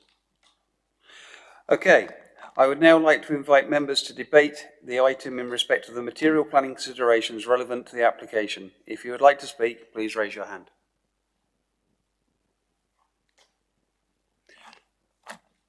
Councillor Purser. Yes, thank you, Mr. Chairman. Having been involved in entertainment myself for many, many years, and sadly seen many, many venues close for various reasons, to see a venue actually expand like that, I think is actually, from my point of view, an excellent thought, an excellent idea. And I actually sort of, I'm trying to think of the right word for you. I support that very, very much so. Having said that, on the other side of it, I also listened to Councillor Scanlon and his arguments there that there are other ways into this particular place. And we, in this particular situation, from my point of view, they're actually saying, well, at the moment there's combines, lorries and all the lights going down this road, which is not good for the people down there. To my mind, when it goes to the venues, the entertainment venues, ceremonies, that sort of thing, it'd actually be cars and coaches going down there instead of agricultural vehicles, which concerns me somewhat like that. But my thoughts were that, as Councillor Scanlon said, maybe it could be deferred in some way to actually look at other entrances or other ways of actually getting to that venue rather than that particular road down there. And I think that actually might sort of possibly help the situation. Thank you, Mr. Chairman. Thank you. I believe that the agent said that they don't have a right of way across the second access. So I think that could cause issues to defer. Councillor Benny. Yeah, thank you. It's all very well to talk about what we could and couldn't do. This is the application that's in front of us. It's not for us to look at other options around this. We are looking at what is in front of us today, and this is what we make a decision on. I don't think that's a route we can go down. It's not within the remit of this committee. Thank you, Councillor Benny. Thank you, Chairman. I visited the site yesterday. Just like Councillor Purser said, leisure industry, entertainment industry is a very, very tricky industry to operate in today's climate. To actually see a business trying to, we say Finland is open for business, don't we? And then why should we try to stifle or discourage someone who's establishing a business and running it from a premises they own through a roadway that has been in existence for a long time? Like I said, I did not see the issue with speed when I drove down that road. I did not. There was like very, very harsh speed bumps, very harsh on that road. Maybe if you're driving a combine, you could run over it at whatever speed, but in a normal car, you will damage your vehicle. And I don't know how much of the land the applicant owns, but it's been there for a long time. The business is, I will personally be supporting this application. This is my personal stance on this, because like I said, I've been in the leisure industry myself, and I know how difficult it is, so I will be supporting this. Thanks, Chair. Thank you. Councillor French. Thank you, Chairman. Yeah, I went down there yesterday as well. Sorry if we didn't meet. The road is awful. But on the way out, we came up against Fenland District Council's rubbish removers. And we pulled over to a passing place, and it was quite a wide vehicle. It wasn't one of the biggest ones. So I really don't see how anybody could speed down there. But I'd like to cast your mind back. Open for business, yes, we're supposed to be open for business. We're supposed to help businesses. Some of you may or may not remember, we had something called the Windmill Rooms in Whitemore Road in March. And that was a similar premises. Unfortunately, because of the decline in entertainment, etc., that closed down and was empty for many, many years. It had been vandalised and everything else. And only a couple of months ago, we actually gave it approval to remove it, demolish it, and actually build a house down there. So, you know, we've got to help businesses. Life's tough at the moment. So I will, and I've listened to what the Town Council said. I understand their concerns, but the applicant has said they don't have control of the other access. That's it, end of. What's in front of us is what we're deciding, nothing else. Councillor Booth. Chair. Yeah, I've heard the comments from Worcester Town Council. Obviously, we've got the highways report, which effectively answers those comments, and as we know, we have to go with highways officers' recommendations as they're the experts in these matters. So I don't think that's really a basis. I mean, you know, I live in a rural area. This time of year, the maize tractors going around, they probably cause a lot more disturbance than cars, I would say. You have to literally dive off the road in some places. So yeah, I'm not sure that is a reason we can refuse this application. I've heard the comments about Fenland being open for business. Obviously, this is a rural area. They're trying to diverse the business so that it actually helps make it sustainable. I'm assuming so for the future. I think on the basis of what's before us, we really can't refuse the application. The question I have is just about this, particularly Easter Sunday and Christmas Day, whether we should condition that. Part of the reason for these conditions are to ensure the amenity of the neighbours, and I think if we actually put those conditions in, it would help alleviate some concerns. So I would recommend that on that condition, we actually revise it further to exclude Easter Sunday and Christmas Day because of the nature of those days. Thank you, Councillor Booth. Any further? Okay, well, I visited the site on Saturday, drove down there. A couple of times I met a couple of cars. We amply managed to pull off onto sort of the side and they passed. I also met, I think, 4, if not 5 dog walkers as well walking down there. And they got on the verge, and they could see there was plenty of space for them and us. They were standing on the verge, and all the way up to the gateway. And then I drove up to the house itself. As I say, the speeding on that private road. Well, if you can go any more than about 10 miles an hour with the speed bumps that are there, you take your fillings out. You really do. We are open for business. I personally will be supporting this application.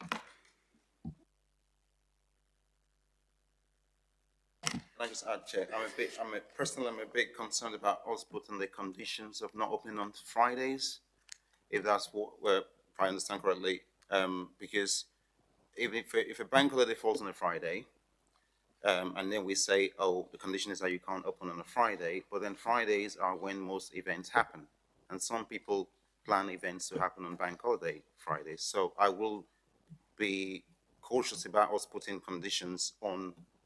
Any conditions we put on for them not to open on bank holiday Fridays. Councillor Booth. Yeah, point of clarification, I'm saying not any bank holiday Friday, just Christmas Day or Easter Sunday, those two specific bank holidays, because I think there are quite important significances, and other types of venues have to sort of recognise that. And also, I think it will help preserve the residential amenity, particularly on those days, particularly Christmas Day. Councillor Benny. Yeah, thank you. I mean, for us as a planning committee, put restrictions on any type of trading days, I think is wrong. Keep Sunday special finished in the 80s. There are no problems with it as it's working at the moment. And that's what the licensing department's for. If there become problems with noise or upsetting other people, then that will be dealt with by the licensing committee, which will then, they could go back and have the license looked at. I think for us to put as planning restrictions on there, I think this is more a licensing problem or a licensing issue than it is a planning issue. I think, you know, restrictions, once you put them on, very difficult to overturn. And again, businesses have got to work. I would be hesitant to put a lot of restrictions on this through planning. If there were restrictions, they should be done through the licensing committee rather than the planning committee. Thank you, Councillor Benny. One other point I'd like to bring up or raise is regarding the 7.5 tonne restriction. I'm not convinced that we actually need to restrict that to 7.5 tonnes either. I mean, lorries that are going down their deliveries, whatever, coming out, obviously with buses and stuff, I understand 9-metre buses, but I actually think we are very much sort of like saying only 7.5 tonne. And to be fair, it's only a resident that's put the 7.5 tonne restriction up on that road. The rest of the road, it's got a transport company that goes up and down there. They go to the wash and stuff. So I am a little concerned we are also putting that on as well. Thank you. I'm glad you brought that up. We've got many roads, I don't know about the rest of Fenland, but in March we've got Gull Road, Barrymore and Knightsend, and they're restricted to 7.5. And we have got massive vehicles going down there. So I don't know how you're going to police it, because we can't police the ones in March. Councillor Booth. Thank you, Chair. I'll just come back on the point Councillor Benny raised about putting restrictions on. There is a condition that is restricting this to Wednesday to Sunday anyway. So there is already a condition on there restricting the operation. I'm just suggesting that those two extra particular bank holidays are days that should be observed, particularly to ensure residential amenity, given the nature of concerns that have been raised. Apart from that, I'm willing to support the application. So, Could we have some legal advice? Councillor French.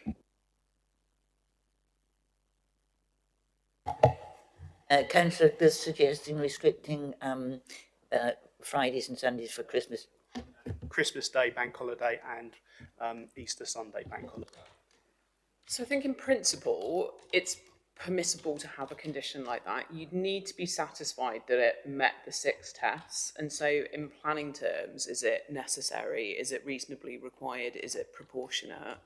I think there is a legitimate point about which is the proper function of the council to police these things. If the concerns are noise amenity and similar issues, then principally that is a licensing consideration. I appreciate there is a condition attached to the draft permission, but all that condition actually does is reflect the decision that your licensing committee has already made.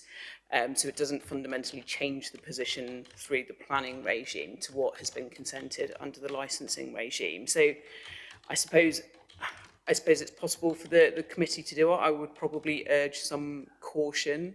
I'm not convinced the 6 tests for a planning commission or a planning condition are met for the Christmas and Easter closure, personally. Just a point of clarity then, Chairman. So if that's a basis, we probably shouldn't have this condition on here. But we had the original condition. Was that what was reflecting the licensing committee decision, or is what's before us here the actual licensing committee decision? Because there has obviously been a change. I would assume the original condition reflected the licensing condition. Dear Chairman, I'm not sure I haven't got the information in front of us, but we can, as the applicant said, there was an error in the draft and the original condition because it did say Sundays, for example. So and so obviously that spoke completely in conflict with the point. So that original wording and drafting was erroneous. So we have, yes.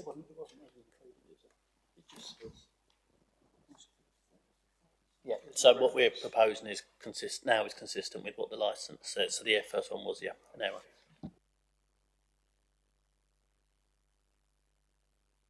Thank you. Any further questions? Sorry, we can't take. What's the question? Oh, no. If it helps, which is granted by the authority. It's just a document if it helps.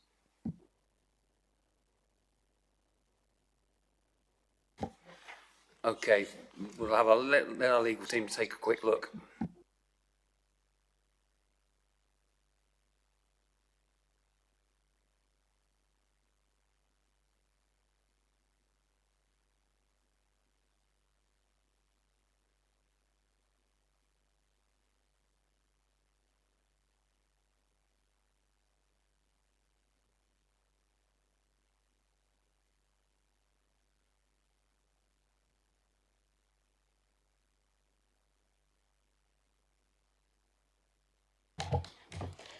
Yeah, so I've just reviewed quickly the premises licence very quickly, I have to say, and your planning officers were correct. What's in the planning condition now in the update report reflects what's in the licensing committee decision and in the licence. Thank you. Any further questions?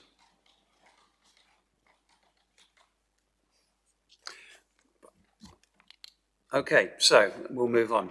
Do I have a proposer to go with officer's recommendation to approve the planning permission? Councillor Atherton, and do I have a seconder? Councillor French. We will now go to the vote. If you support the proposal to go with officer's recommendation, please raise your hand. That's a Thank you. unanimous decision, Chairman. That application has passed. Thank you.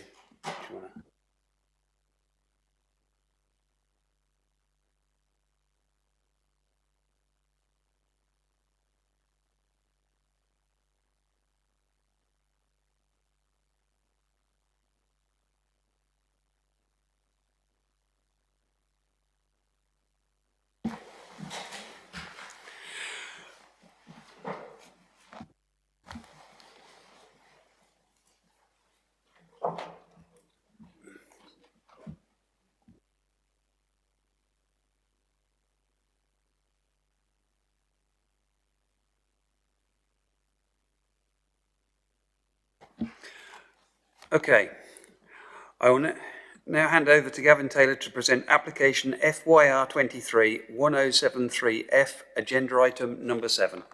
Gavin. Thank you, Chair. So agenda item 7 is a proposal for a single dwelling, 2-storey, 3-bed, with garage involving the demolition of existing stables at land east of Thurston House, Hockland Road to St Giles.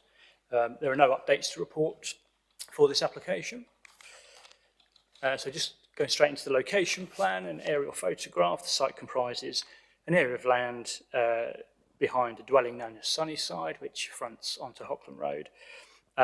It's occupied at the moment by small stables with open countryside extending northwards, as you can see from the plan there.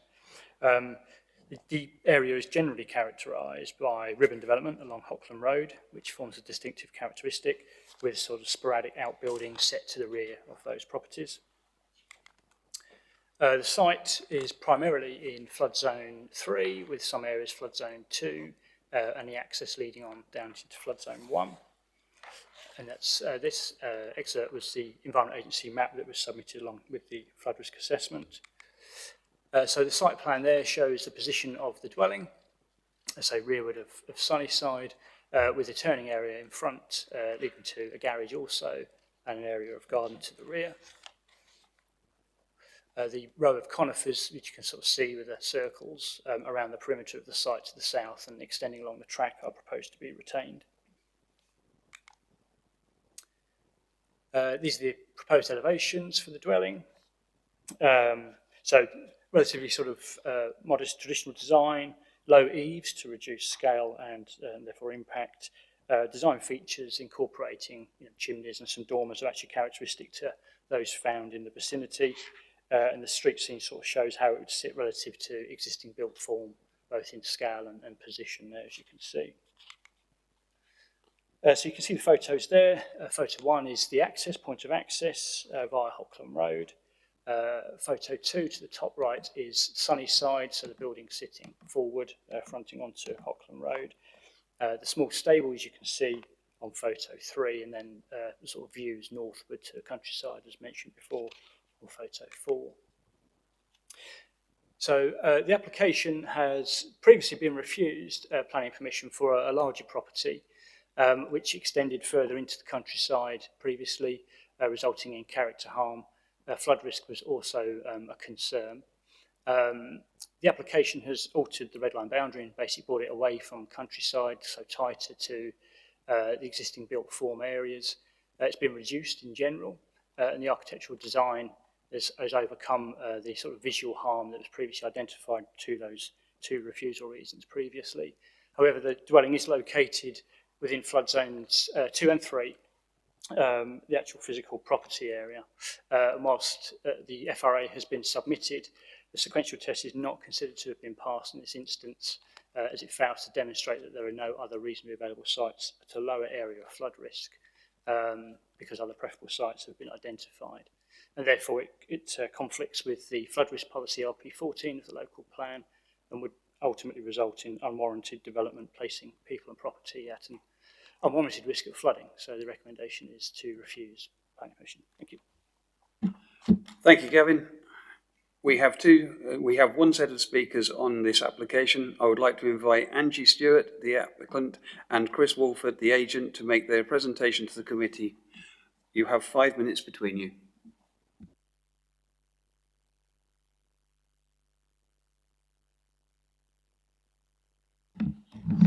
Good afternoon, thank you for your time. You've already introduced us, so I'll just carry straight on if that's okay. And apologies, I will read from my script. Firstly, I'd like to start by saying that I was pleased about the changes that were recognised by the planning officer, and that 2 of the 3 reasons for refusal for the previous application have now been addressed and are no longer an issue.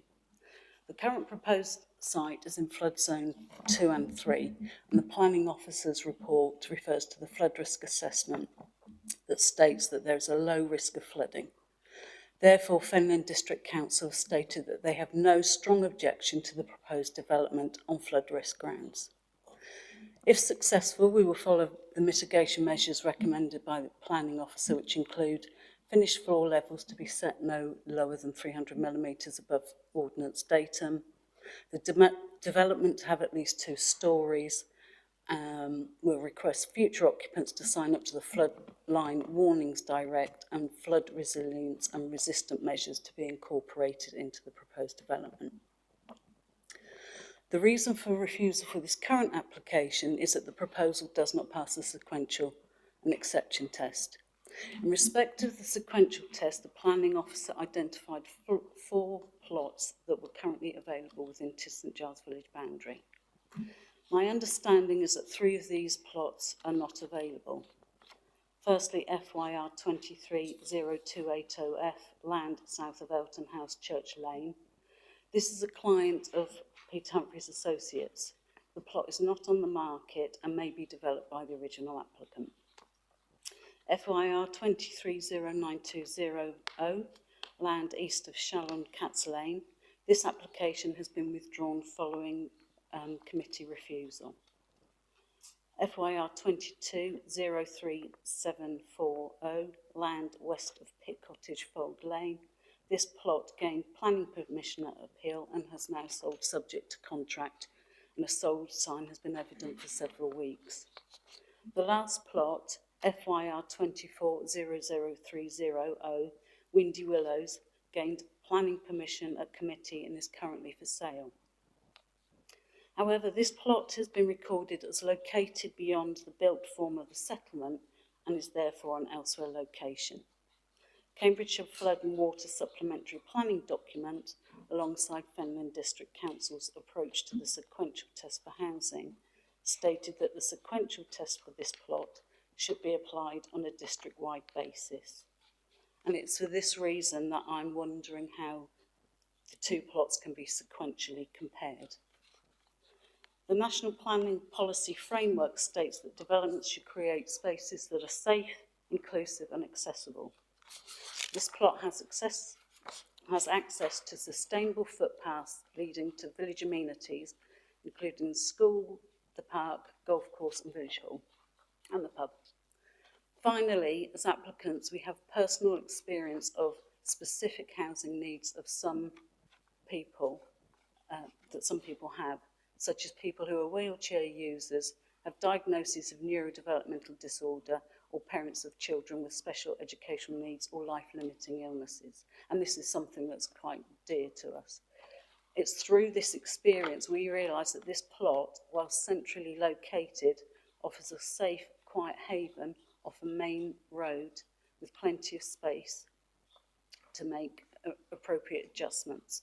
For example, space for a wheelchair user to get from their car to indoors, a quiet, low stimulus, safe environment for people with autism, particularly children with autism who might escape gardens and can be a real worry for parents, and the opportunity to install kitchen worktops, etc. at the appropriate height if you're a wheelchair user. This is why we believe that this plot offers an exceptional inclusive housing opportunity to St Giles. Thank you.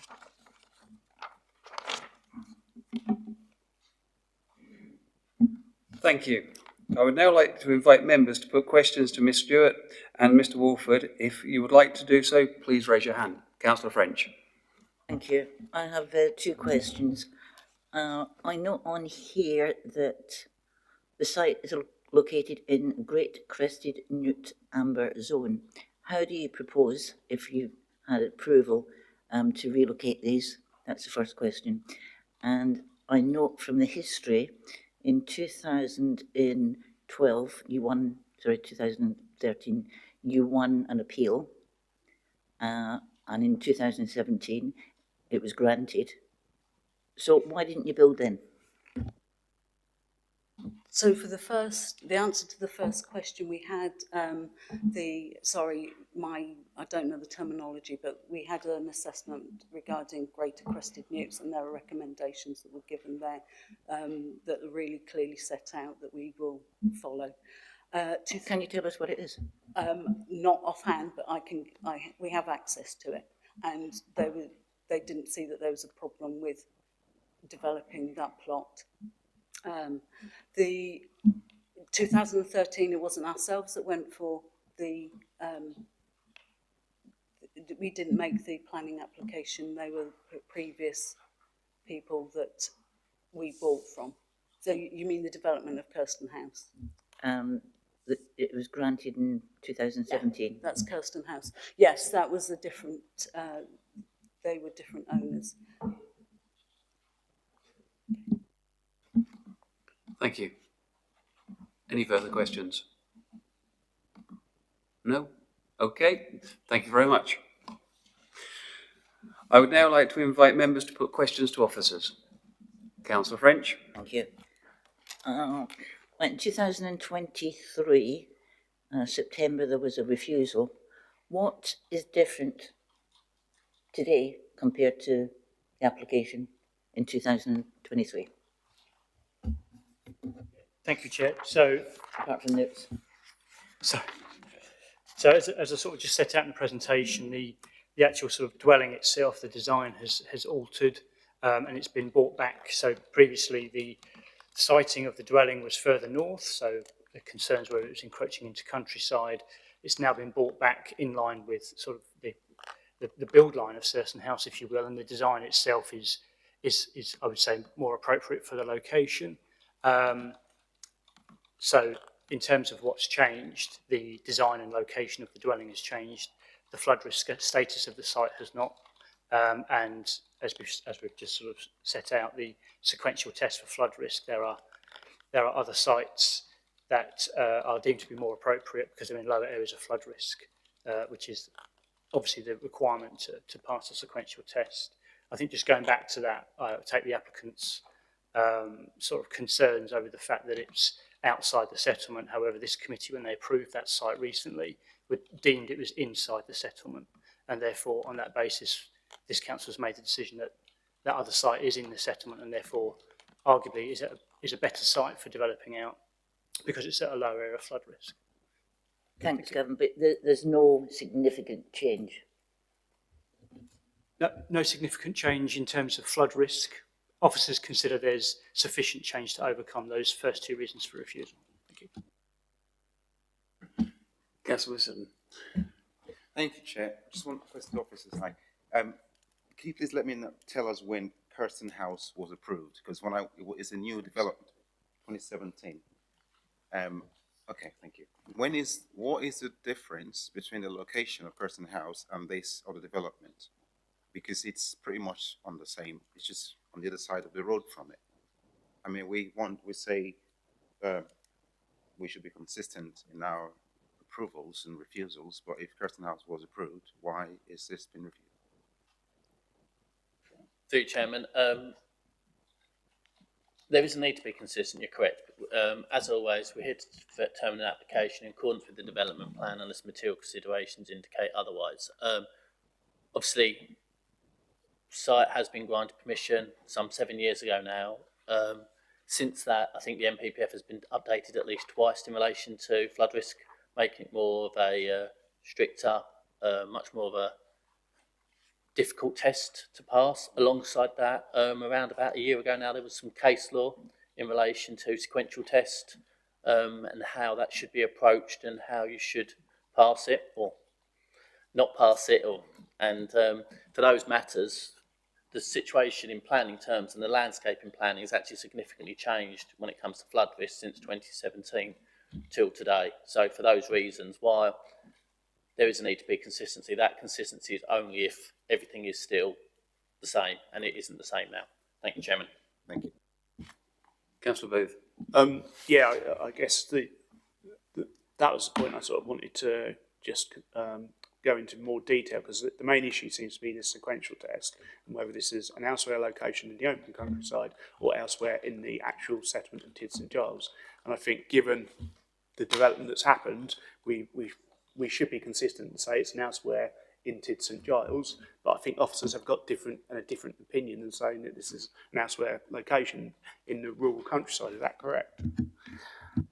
Sorry, are you able just to repeat that again? I just missed that first part, apologies. So the sequential test is different, isn't it? If it's in the settlement, where we consider the settlement of Tid St Giles, or if it's in the open countryside. And are you considering this in Tid St Giles or the open countryside now? Yeah, thank you. So this site is considered to be in the in the settlement. Yeah. So then we come on to the point around what are the other sites. We obviously heard from the applicant that it appears that most of those are not actually available. So through you, Chair, so the site that has been identified that is potentially reasonably available was deemed by this committee a few months ago to be in the settlement, so therefore it's on the same level playing field as this site would be. So we would therefore say it's not an elsewhere location, it's in the settlement, and therefore it's on, in terms of both sites being in the settlement, so that would be your starting point for your sequential test in terms of settlement, the scope of the settlement in the first instance. So we've identified a site that appears to be reasonably available at a low area of flood risk that could accommodate this development in the settlement. Okay. Chairman, can I just come back on that? Also, when it comes to doing a sequential test, as always with planning, it's not about individuals. Just because you don't have access to that site per se doesn't mean that it doesn't pass the sequential test. It's about if that site has the potential to come forward as a development, not necessarily as you bringing it personally forward as development. So these sites have been given planning permission. These sites are likely to come forward for development. Therefore, in planning terms, they are in front of this site for delivering housing. And obviously, we are well in excess of the 5-year land supply. So that's just the considerations we should be having, members. Thank you, Chairman. Thank you. Councillor Benny. Yeah, thank you. Officers, just confirm, one of the sites that's making this fail the sequential test is the ones we passed 2-3 months ago on the other side of the road. Yeah. If we hadn't approved those, would this have passed the sequential test? Yes, I believe it would have done. Sorry? Yes, I believe it would have done. Because we've had this before, where we've had an application where either this application or the other application should have come in first, and they both came in, and it then comes down to, well, which one gets passed or gets to the committee or gets an approval first, knocks the other one out. But when these were both submitted, either of them could have passed the sequential test. We had this a little while ago on another application, and we accepted both applications in good faith. Both of them would have passed. One of them would pass and one would not. And in some ways that comes down to the speed of the planning department to get them through. And it seems very unfair to penalise this lady in the fact that her application has come in a month later or 2 months later than the previous one, where they both started on an even playing field. And we've had the exact same scenario before, where we went against the officer's recommendation with that application for that very reason, that it is unjust. And that was how we looked at it before. I don't know what other members think. I personally feel that it's unfair when they started off on a level playing field, and it's the speed at which it goes through the planning department that determines one is right and one is then wrong. I think that, and we have, being consistent, approved one with exactly the same scenario, and we did it with one. I feel there is a case to answer for this one. Okay, at that point, I think we need to get a legal view. Yeah, thank you. I mean, I think regardless of your views of whether the ins and outs of the sequential test are fair or may yield ideal or not ideal outcomes, the fact is the sequential test is set down in the National Planning Policy Framework. It's supported by your own local plan and local plan policies. There is significant case law which reinforces its application in practice. I think this committee needs to be really careful about making value judgments on which bits of national planning policy it considers are right or wrong or correct or incorrect. Your job as councillors and as members of this committee is to make decisions in accordance with your own development plan, your local plan policies and national planning policy, and the sequential test is fixed quite absolutely in the national planning policy. So I think great care needs to be taken to suggest that fairness of those national policies comes into these decisions as material planning considerations. Thank you.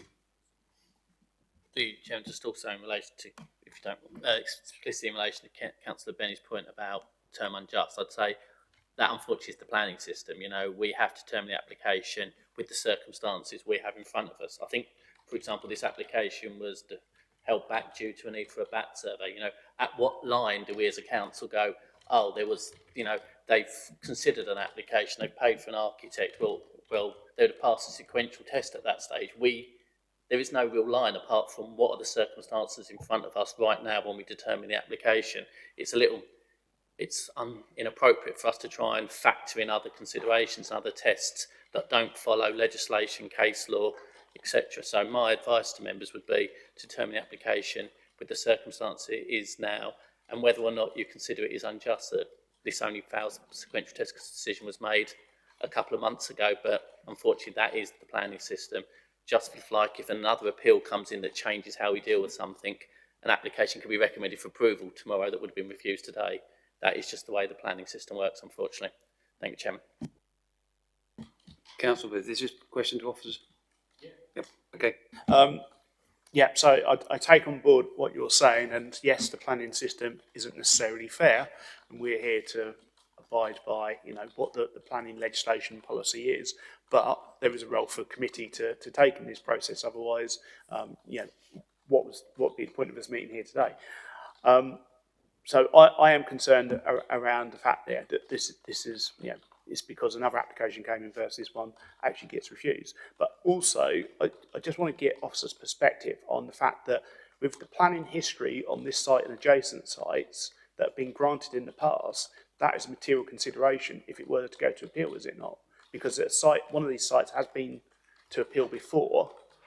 So how does that factor in? Because if it goes before the planning inspectorate, that would be a consideration that they would look at, would it not? So the house to the left Surston House as it is, was originally granted in 2013, so predates the local plan for a start, and also any of those updates that Matt has just mentioned in terms of MPPF updates. So because that was then allowed in 2013, a subsequent application came in at the time that it was still a live extant permission. So it was then granted under the local plan with significant weight given to essentially a fallback position that it could come forward anyway as a dwelling. But obviously since that time we've adopted a local plan and we've had numerous updates to the MPPF in terms of flood risk. They form the development plan, well, certainly the local plan forms the development plan under which you are legally obliged to determine the planning application unless material considerations say otherwise. If you felt that the fact that there's another house next door is a material consideration that outweighs the clear conflict with the policy, then that's in the gift of committee to do so. However, officers don't consider that given that our duty is to deliver sustainable forms of development and avoid flood risk in the first instance, it's considered that they take primacy over those material considerations. Thank you. How would it be viewed at appeal, though, I guess is the point I was getting to as well. Through Chairman, as Gavin explained, and I've said earlier, there's been significant changes to the government's guidance on flooding in relation to delivering housing, and I think they would be given significantly greater weight by any planning inspector than they would a historic decision 7 years ago made under a different set of guidance, specifically that the fallback position was 2013 when different local plan MPPF was brand new. It's been updated multiple times, so you're literally comparing a very out of date decision against what would the current position be. Thank you, Chairman. Councillor Booth. Another question is just about the sequential test and 5-year land supply. So government, I know it's probably not part of our consideration at the moment, but the government is obviously talking about new targets for areas, which actually means that our 5-year land supply could potentially be reduced. So therefore, in that scenario, it's potential that we might not have a 5-year land supply, and then therefore we could allow this application on that scenario, no? To you, Chairman. I'm getting onto a bit of an academic point, which, I won't bore the members too, but I do get a bit enjoyable out of some academics. It's rare that we can actually play that in planning. Looking at the figures that are suggested, we will still have a 5-year land supply come the changes as they've been outlined. Notwithstanding that, the MPPF is clear that not having a 5-year land supply does not delete the need for the sequential test. And you do not automatically pass just because, on the flip side, you don't automatically pass because you don't have a 5-year land supply. There is still a need to consider appropriate development. Obviously we are a slight anomaly around compared to with the amount of flood zones we have compared to most of the country, but at the end of the day, we should be looking to put housing in areas which are at a lower flood risk than this site before we consider granting planning permission for housing in flood zones. Thank you, Chairman. Okay, question regarding, we say this site is flood zone 2, flood zone 3. Do we know what proportion of the site is?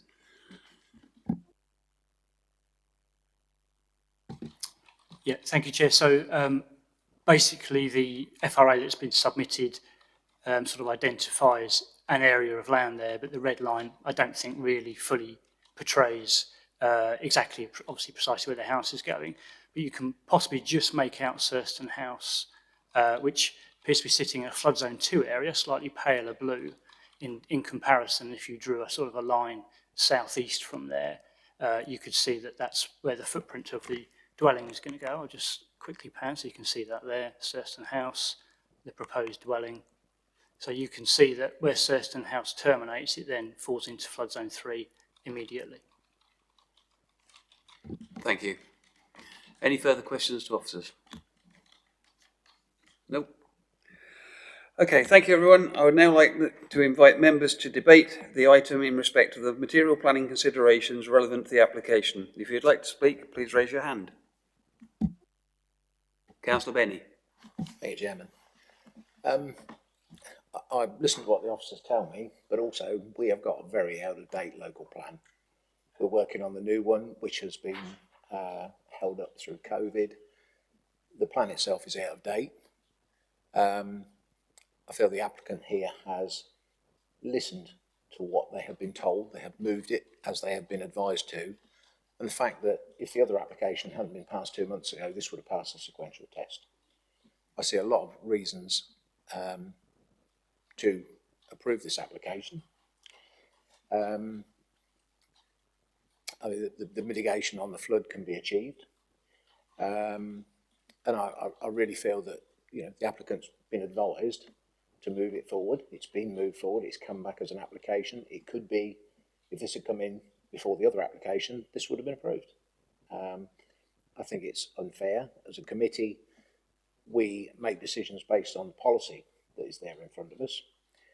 But equally, we're also here as a bit of human face to the council to work with that policy and to take mitigating circumstances into it. And I feel the fact that this lady's been led to put another application in, and she's fallen foul of, through a bat survey or something like that, that has held this up, and it means that her application is going to be refused. I think that is, I use the word unjust, unlucky certainly, and that's where the human part of this committee comes in.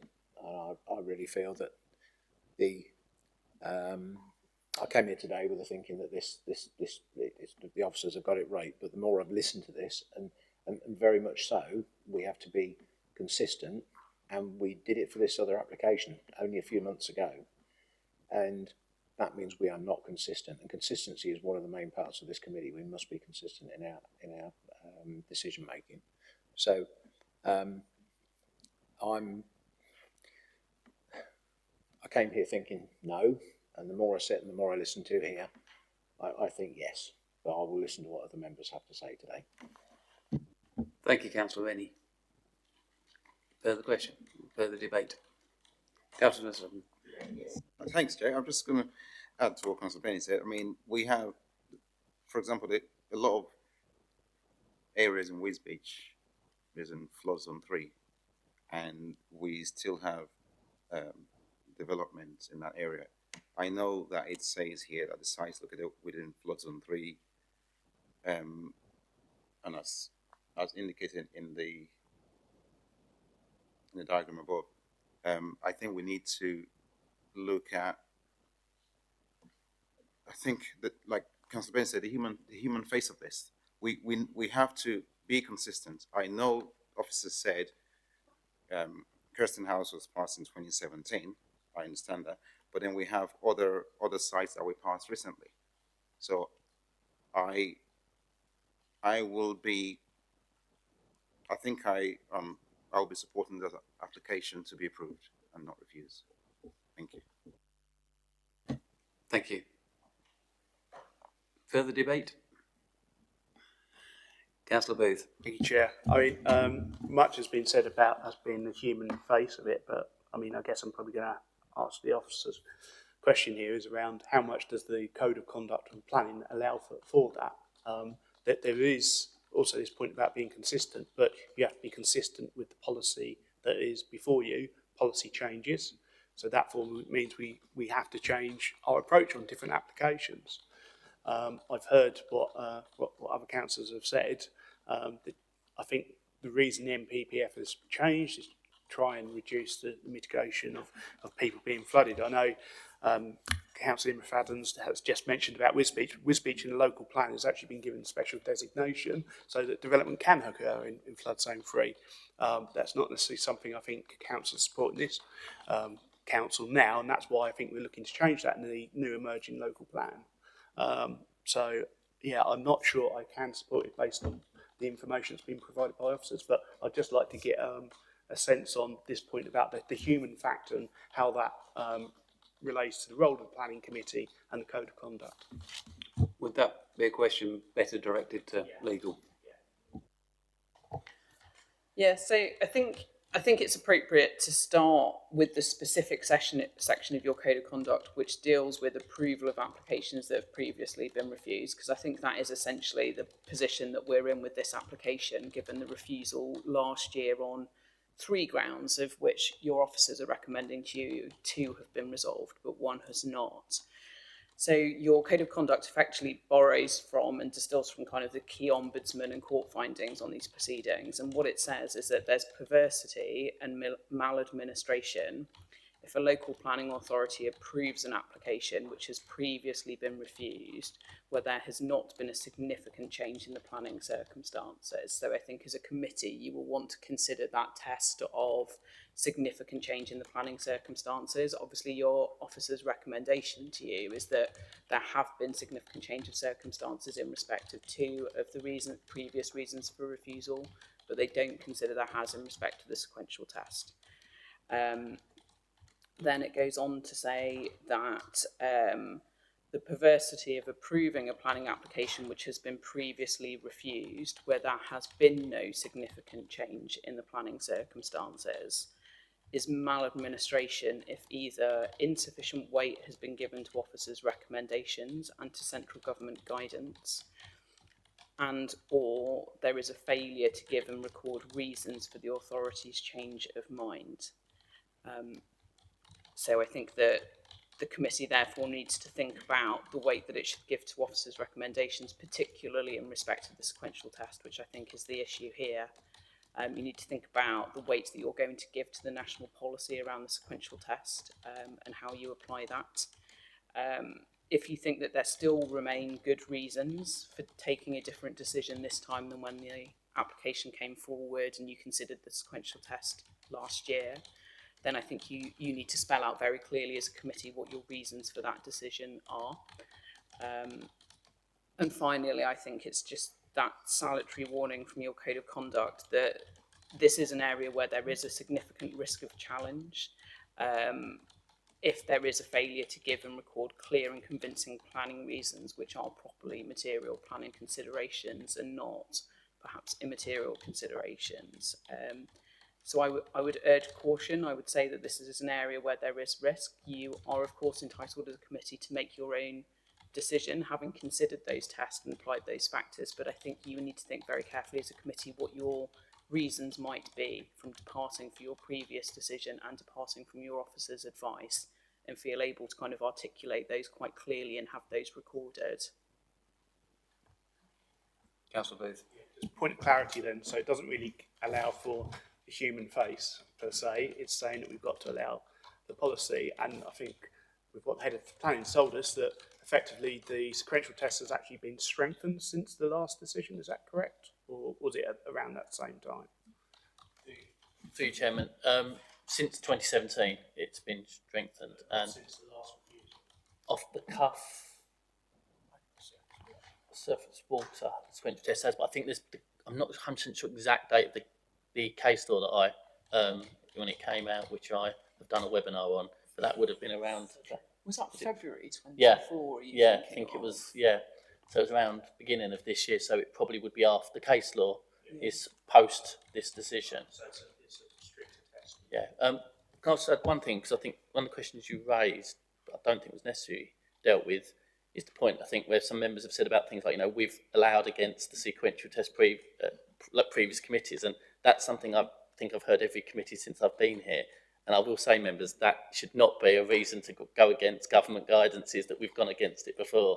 That, we should be determined in accordance with the development plan as material considerations indicate otherwise. And government guidances are material consideration that you should be giving weight to. You shouldn't be giving weight to. We ignore it consistently as an correct approach. I don't know if I'm correct in that, but you can. Yeah, I totally agree. Yeah. We've done it before isn't a good reason to have regard to immaterial considerations in future. Okay, well, we're still in debate. Any Councillor French? Thank you. Yeah, I've listened to my colleagues. One sits next to me. We don't always agree, but I totally disagree with them in this. Fairness doesn't come into planning. So I don't think we can use what's fair and what's not fair, because that's just how the system works. I don't see how you can go over the sequential test.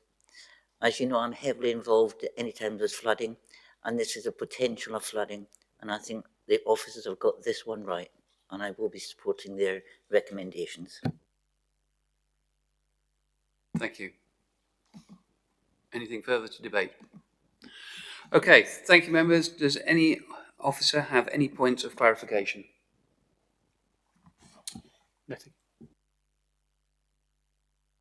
Okay, do I have a proposer to go with officer's recommendation to refuse this planning permission?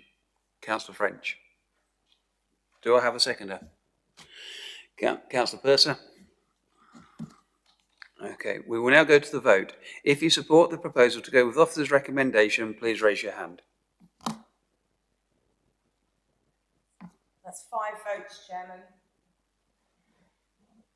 Thank you. Do you want to do abstention or those against?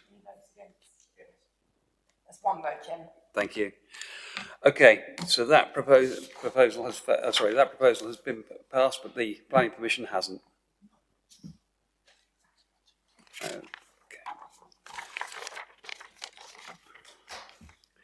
Okay, so in relation to the next agenda item, members are asked to determine whether the report contains information considered in accordance with paragraph 7 of the Schedule 12A, Part 1 of the Local Government Act 1972, should be exempt and the press and the public be excluded from the meeting, or whether the public interest in disclosing this information outweighs the public interest in maintaining the exemption.